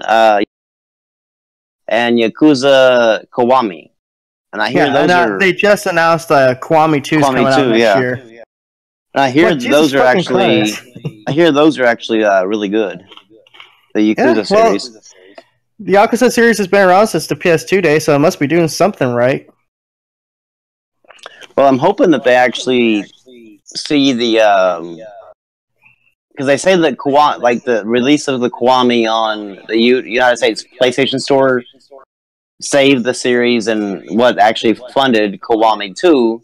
So I'm hoping that the popularity or the people are receiving for the Yakuza series gets them to actually release the whole series on North America, so that way you can actually play the whole thing. Yeah. Well, I've heard them say, like, at one point they were thinking about just bringing all the Yakuza games to the PS4. I was like, oh. Because I remember Alpha Omega Sin did a video about that, and I was like, oh, that'd be really cool. Well, to me, if you're going to bring part of the series, you got to bring them all, so that way people can actually exactly understand what the fuck's going on. I'm actually looking at the PlayStation Store right now, seeing what they got up. Oh, Crash Bandicoot's on sale. Yeah, 15% off right now. Yeah. Oh, shit, I need to play Jak and Daxter. If you like the Dark Souls of 3D platformers, that's the thing for you. That was Cuphead. No, that's 2D platformers. I wish they put a version of Crash on Vita. I really wish they would. I think that would have actually done really well with the Vita crowd. It would have, because, dude, that's some of my fondest memories of PS1 and PS2 days. Crash Bandicoot, man. I spent hours on that game. I'm more of a Spyro person, but I was like, yeah, I get Crash Bandicoot's still awesome. Jak and Daxter is another one that I need to pick up that remaster that they did.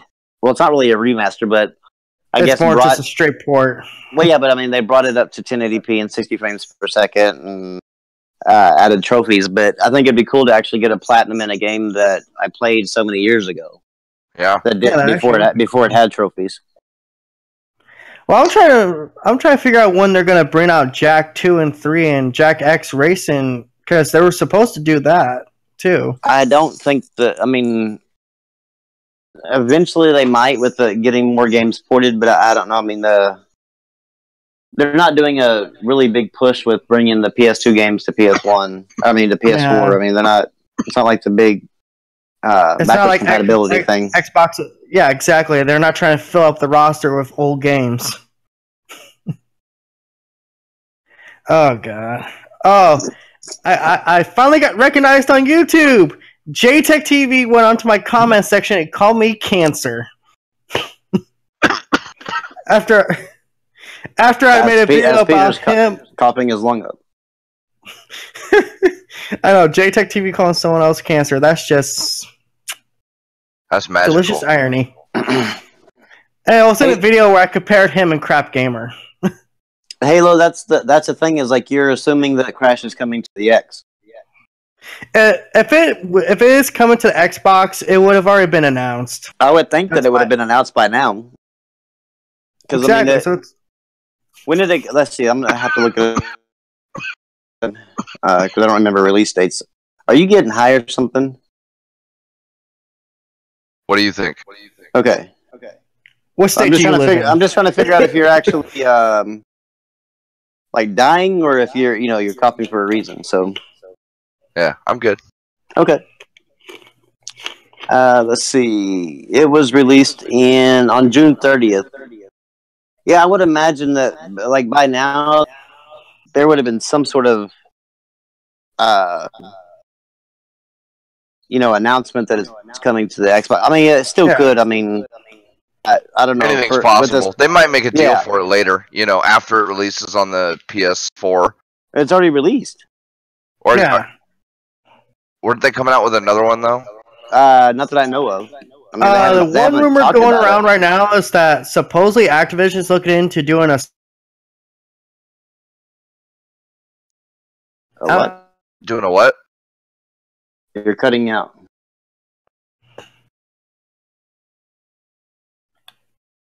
Sorry if I'm interrupting anyone. Can't help it. I've had two tall boys. What was Activision doing? They were supposedly looking into a Spyro remaster or something like that. I heard about the Spyro remaster. I thought there was like a Spyro remaster pack coming out, though. They haven't announced it yet. Okay. I hope but that's the rumor they going were around talking right about now. It, though, right?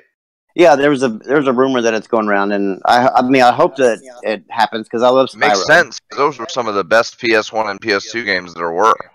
Yeah, I think that if they did, it'd be another big seller like Crash was. Yeah, and they got a great aesthetic. The graphics aren't difficult to update. You know, it's really simple shapes, textures, and stuff, and it would look awesome. Especially the colors of Spyro. Yeah. I mean, it would pop with the HDRs and shit like that that's going on with the consoles these days. I would be blown away. I'd be like, damn, can't believe this game's how old? But I really wish that they would actually do Jak and Daxter, like full remaster of that too, because that was another great series. Yeah.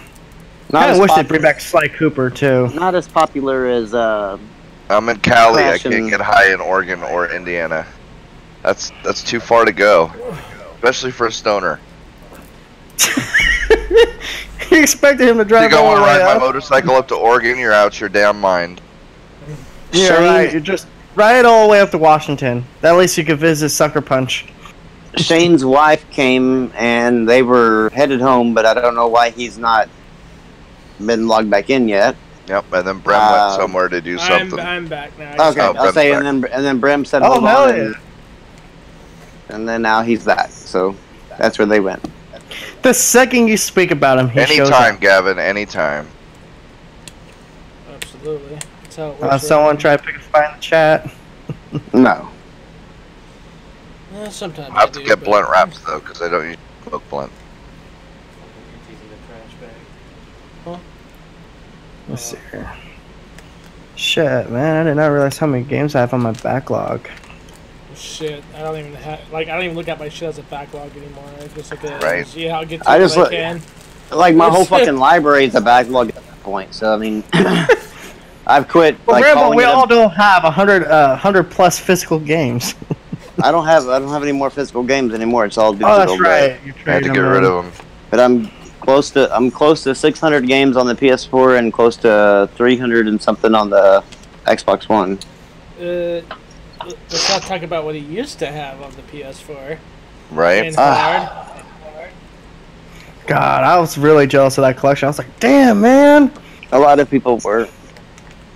Oh yeah. Like, I got so many. Gotta love that Walmart money.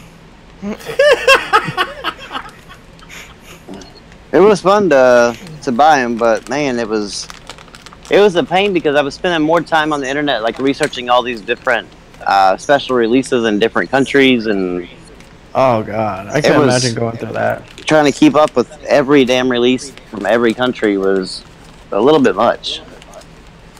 Like Europe released this like Kung Fu Dogs 2. You're like, god damn it, I gotta get that too. I would have, yeah.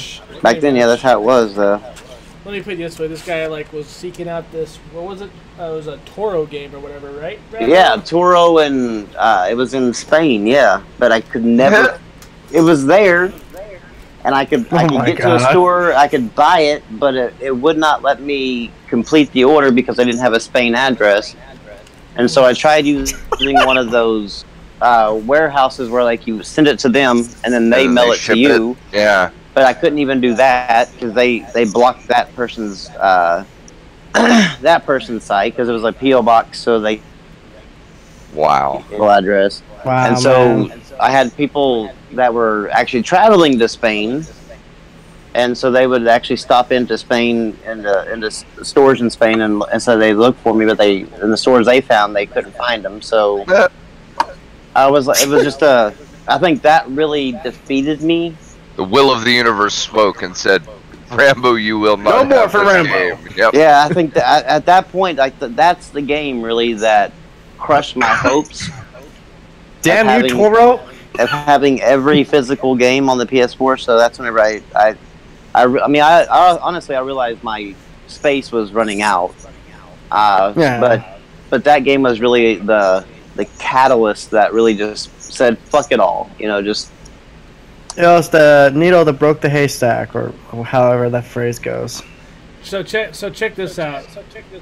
So this game has over 1,605 reviews, overwhelmingly positive by 97% of those on Steam, with a Metacritic score of 90. Cuphead. That's good. Dude, the game just dropped today, and it's already got over 1,600 plus fucking reviews done on it. So I think that might be a little bit soon to be reviewing it, but yeah, I know. I think a lot of people are rushing through it. You can't rush through that game. Watching Brim, I don't think that's a game that you can just rush through. There might be speedruns of it later, but it's probably going to take a while. Because it looks like pretty damn hard, and I think that it's going to take a while for people to figure out what the hell how the hell to get through it fast. Because that one's going to be hard. I'm going to try to since that's a single player game, I'm going to try to really 100% that one. But damn, after watching you and a few others, I'm like, this is going to be. The reviews are hilarious. They're like, what I thought I was buying, 1930s family cartoon fun time. What I actually bought, fucking Dark Souls 4.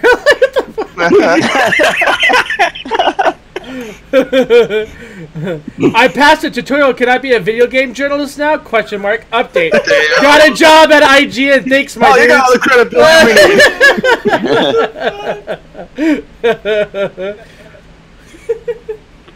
Dude, this shit cracks me up. God, I think that guy's gonna look back on that. He's gonna be like, "Oh my God, maybe I shouldn't be doing this anymore." Somebody wrote a thing on Metacritic that says Cuphead is the Metal Slug of platformers. I don't know what Metal Slug is. Me neither. It's a 2D platformer with shooting. It's almost identical. Oh shit, bro! Somebody changed their profile picture to that Dean Takahashi guy. And did a review on it, and it says, there was a game-breaking bug that made me unable to get past the second jump in the tutorial, so I refunded the game. I have 18 years of experience. Great. These are awesome, it's dude. called He Sucks. Bro, that guy better never do another article again, because... Dude, you're getting told by Steam reviews. I'm telling you, he better not actually play a game and live stream it again, because he'll be ridiculed right off the damn internet. Oh, dude, it'll be glorious. I think if he's gonna live stream any game, he's gotta practice it a lot until he's like, okay, I'm confident enough to live stream it. These are so 3.9 hours in, and a guy says, "This game is like a priest, and I'm the altar boy."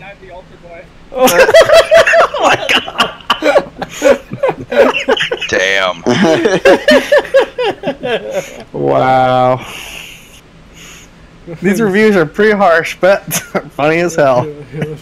Yo, I love it, dude. I love it when the internet kind of takes over like this and just has fun with it. It's fucking hilarious. Oh yeah, and that was his review, his gameplay set up for this game to be one hell of a release, because I saw so many damn Twitter videos. And they were telling me I'm a gaming god, or because I passed this tutorial, or I'm a game you can reach me now at IGN.com, and all these other weird shit, because they were just having a fun time with the fact of Dean Takahashi. Oh, I'm sure the whole thing surrounding this probably got maybe not double, but maybe 50% more sales because of all the attention that this got by just everybody. Well, probably made ones that were questioning if they should buy it just want to go ahead and buy it. Oh yeah. Oh, weird. And how many people who would have never heard of it did hear about it because they heard of this idiot and how long it took to beat this tutorial, Cuphead on Xbox One on Metacritic is at 86, but the PC version, Steam version, is at 90.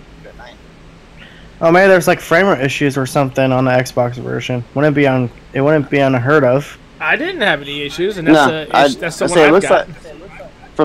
From watching his stream and from hearing other people, it seems like it runs pretty smoothly. Mm-hmm. Xbox players are bitches. Or it could just be the fact that maybe the review, maybe it's Dean Takahashi's that reviewed the PC or the exactly. Xbox copy. This guy's kicking my ass. Give this a 2. Well, somebody today try to use that fucking review score as to warrant if it was a good game, and I'm going, dude, do you understand how stupid you look? You you're using the words of fucking idiots to justify if a game is good or not. Like, I don't understand people like that. Wow. I've never understood people that use review scores as some sort of thing.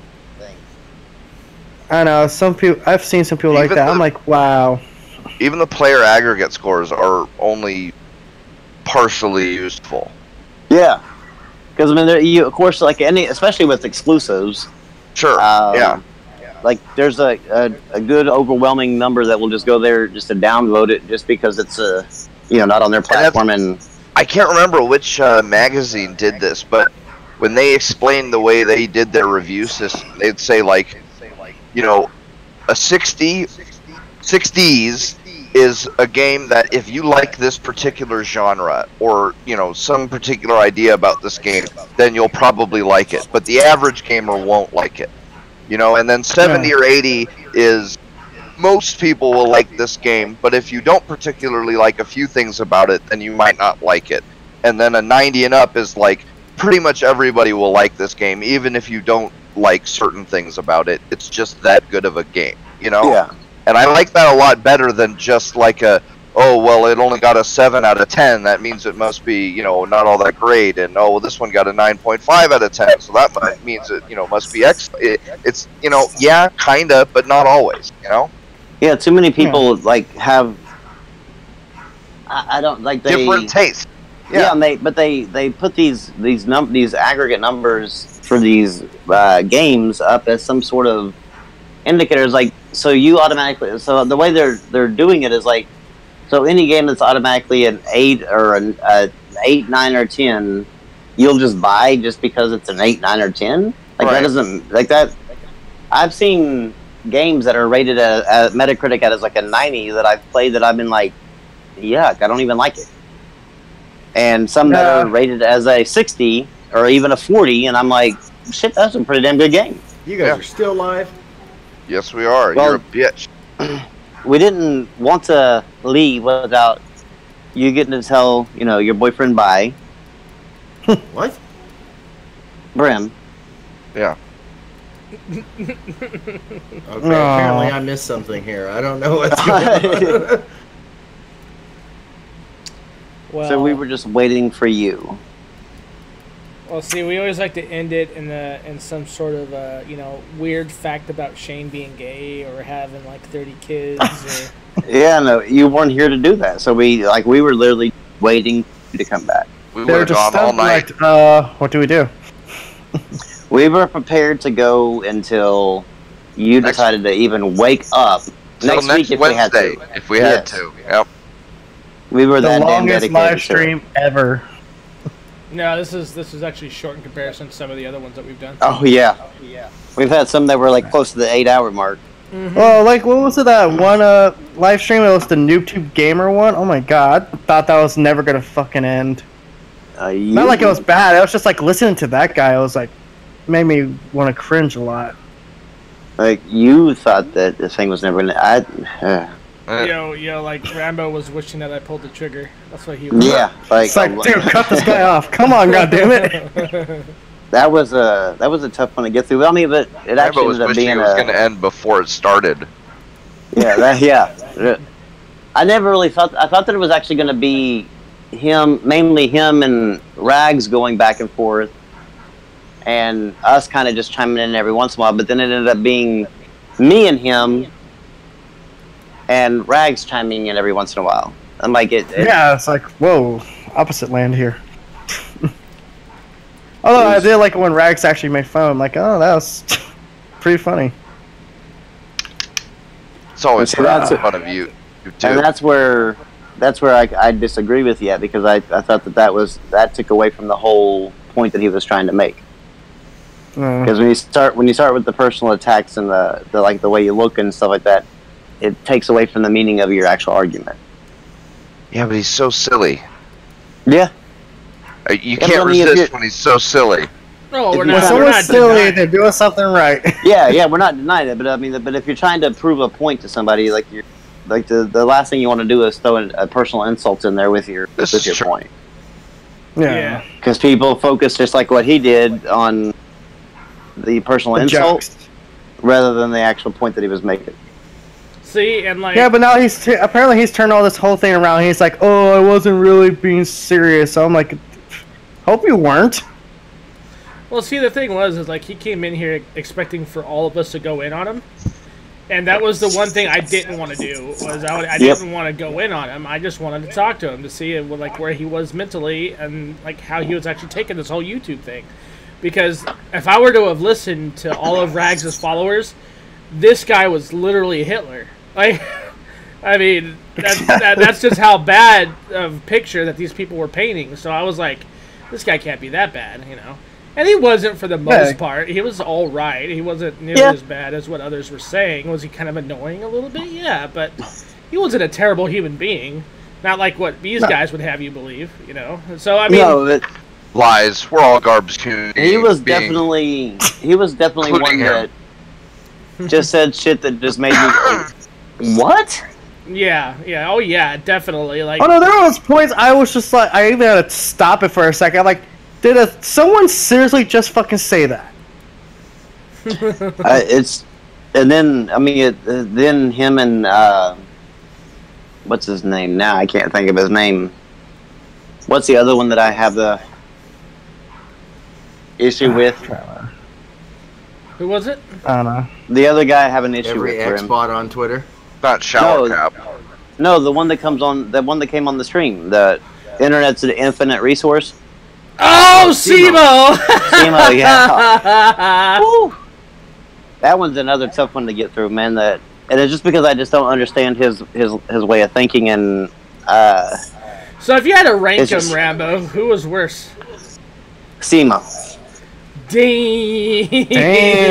Just because worse than NoobTube Gamer. That's because I can understand where NoobTube Gamer comes, like where he came across his misconceptions with PC gaming because he's been fed incorrect information.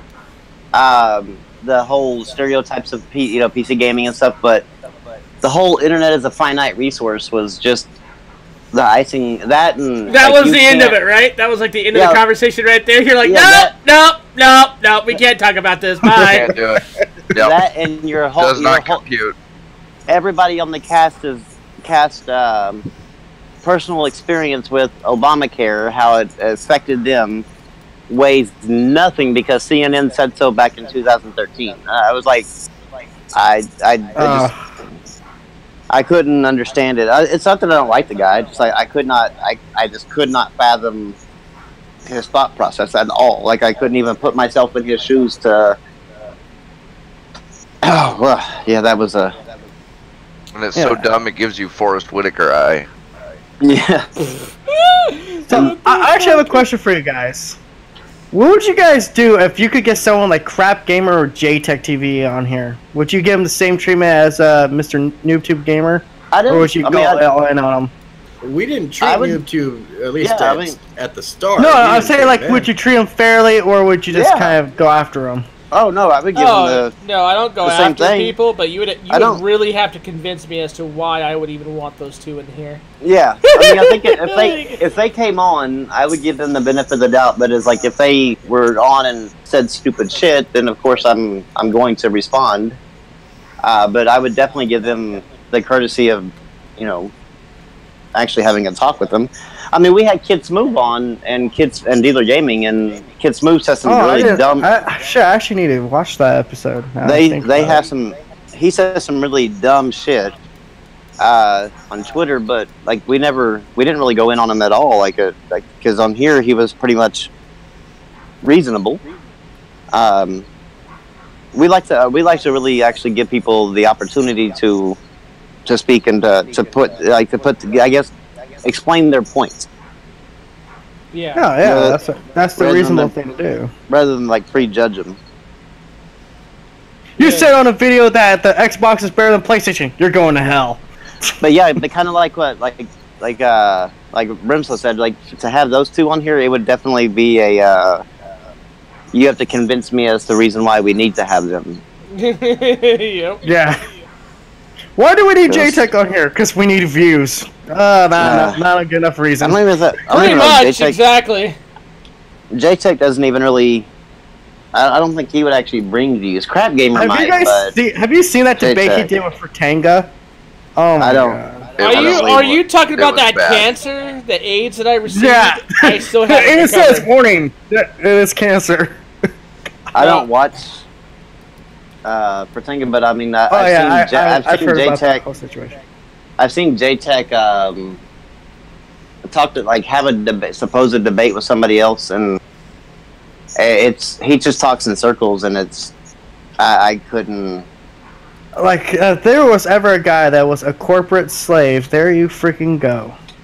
I want that guy that Shower Cap has on his the PlayStation guy that has like 740 trophies. I'm trying. And his name is like Alex. Oh, and I want him. I'd love to have him on here because he was the one that said that they were talking about like what exclusives has the PlayStation give you? Well, Call of Duty, and I'm like, what?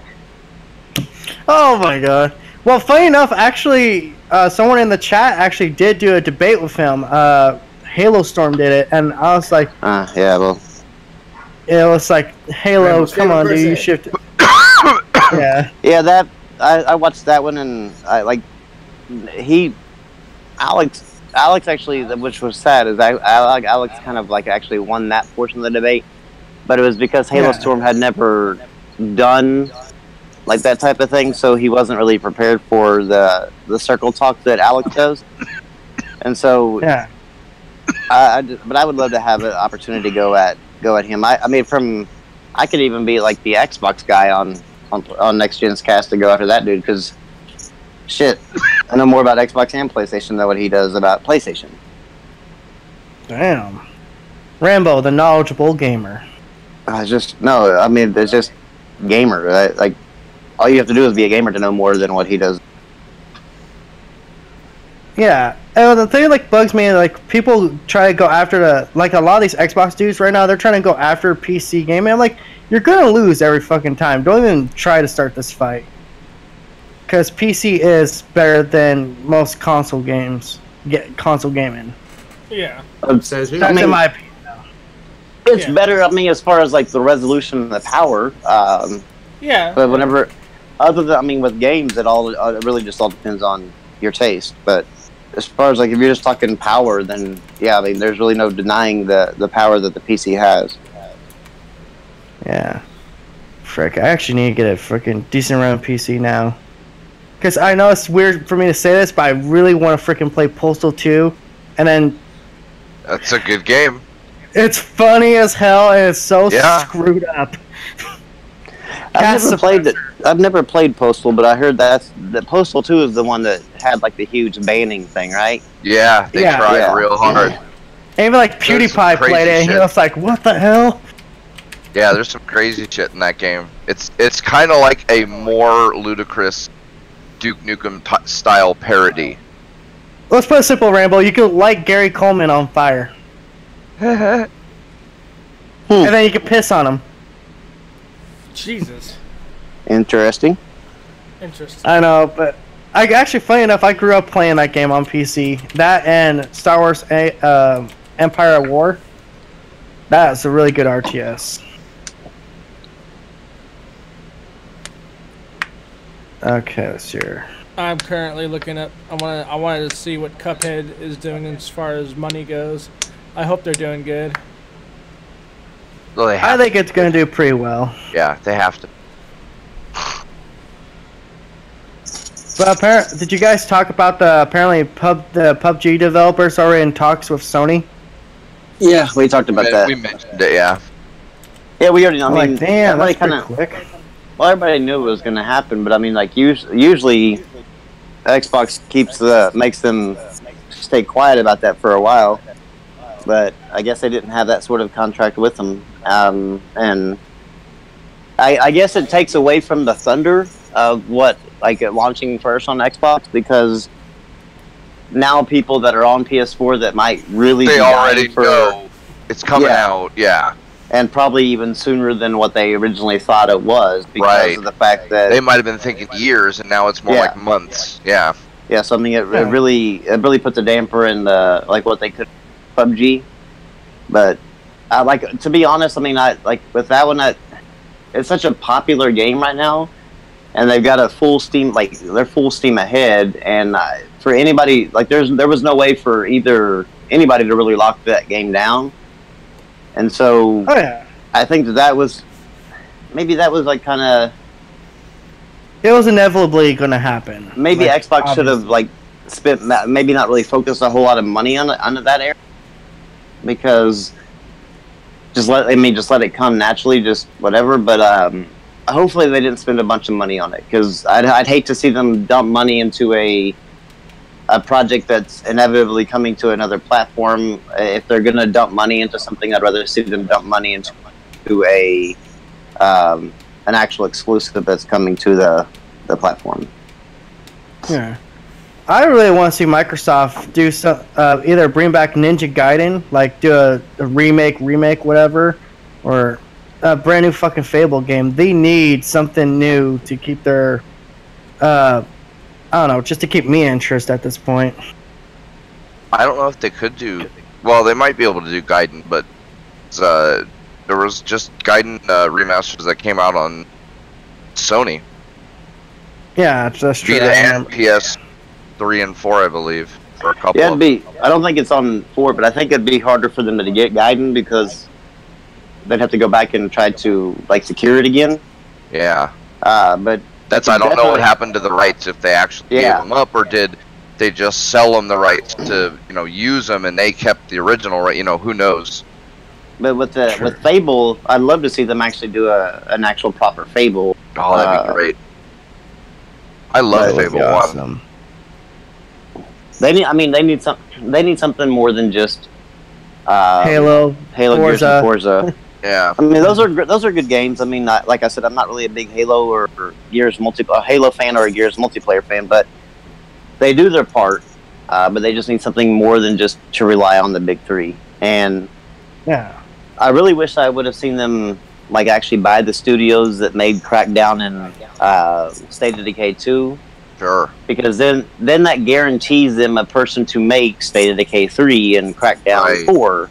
Or maybe the next Fable or whatever. Yeah. But like right now, like since they only bought the IP, those developers are free now to go to PlayStation and make a game with PlayStation, and so now it's more IPs that Microsoft owns, guaranteed studios to make them, and that's really the problem that Microsoft has right now, is they really don't have like a lot of studios. They need studios, and they need more compelling IPs, because I am not. I'm on my own personal stance. I am not interested in Sea of Thieves and State of Decay 2. I'm interested to see how it plays. Yeah, but I got a feeling that game's gonna have microtransactions in it, like every freaking Xbox game at this point. I'm sure that one's gonna have it, because it seems like a really streamer-friendly game. Yeah. It's like, hey guys, here, let me do some loot boxes too. I imagine it'll do really well though for Xbox, which I hope it does, because I mean that's another IP at least that they could have. But yeah, Mixing Mud, I never played the Ninja Gaidens or Gaidens, whatever you say it, but they're pretty fucking tough. They're difficult, but they're fun. I've heard that there are a lot of good things about it. I'd love to see them bring it back, but like we were saying, I don't know really who owns the rights to Ninja Gaiden anymore, because it did land on the PlayStation, so that would suggest that Microsoft doesn't own it. Unless they just did something really weird, because most times whenever one of these console companies actually own an IP, they don't allow it to appear on the other console.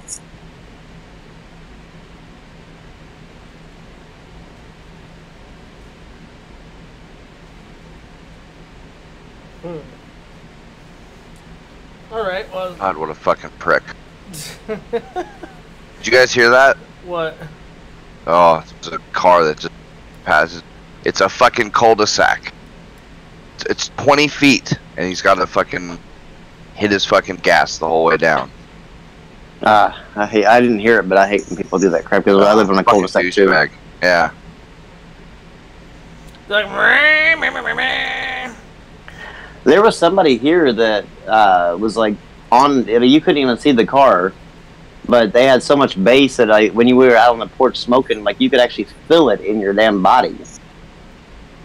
It was weird. It was like, damn, like how could you sit inside that car like that? It was like one that would kill you. Yeah, I don't understand it. Like, what really annoys me is when you see these little wannabe Fast and the Furious like tuners come around. Oh God! With the stupid ass little, 2006 fucking Honda Civics, and they're like what, like little 4-cylinder cars, right? Like, they got these fucking mufflers on the back that they just put on, and it sounds so terrible. Oh yeah. Like the only thing I want loud and obnoxious is a fucking Harley, and that is it. I better be hearing that or a Chevy engine that's an actual V8. Nothing with this bullshit ass fucking little muffler fucking amp thing, whatever the fuck it is on the back. It's so dumb, dude. Oh my god. I get the tuner. I get the whole tuner. I get it. I get the whole tuner thing, but fuck, if you're gonna do it right. Jesus. Yeah, if you're gonna have that muffler, you better have an engine to support. Back it up, yeah. Yeah, have that $10,000 or $12,000 engine that the tuner is actually supposed to have, and be able to back up that damn sound, because that irritates. Like I'm with you, like seeing a damn 4-cylinder car sounding like it's like should be on the fucking racetrack is just fucking idiotic. Like, oh god, somebody shoot. And you're beating in the fucking bicycle. But see, like my 2-cylinder would smoke them. The really loud engines, like the Harleys.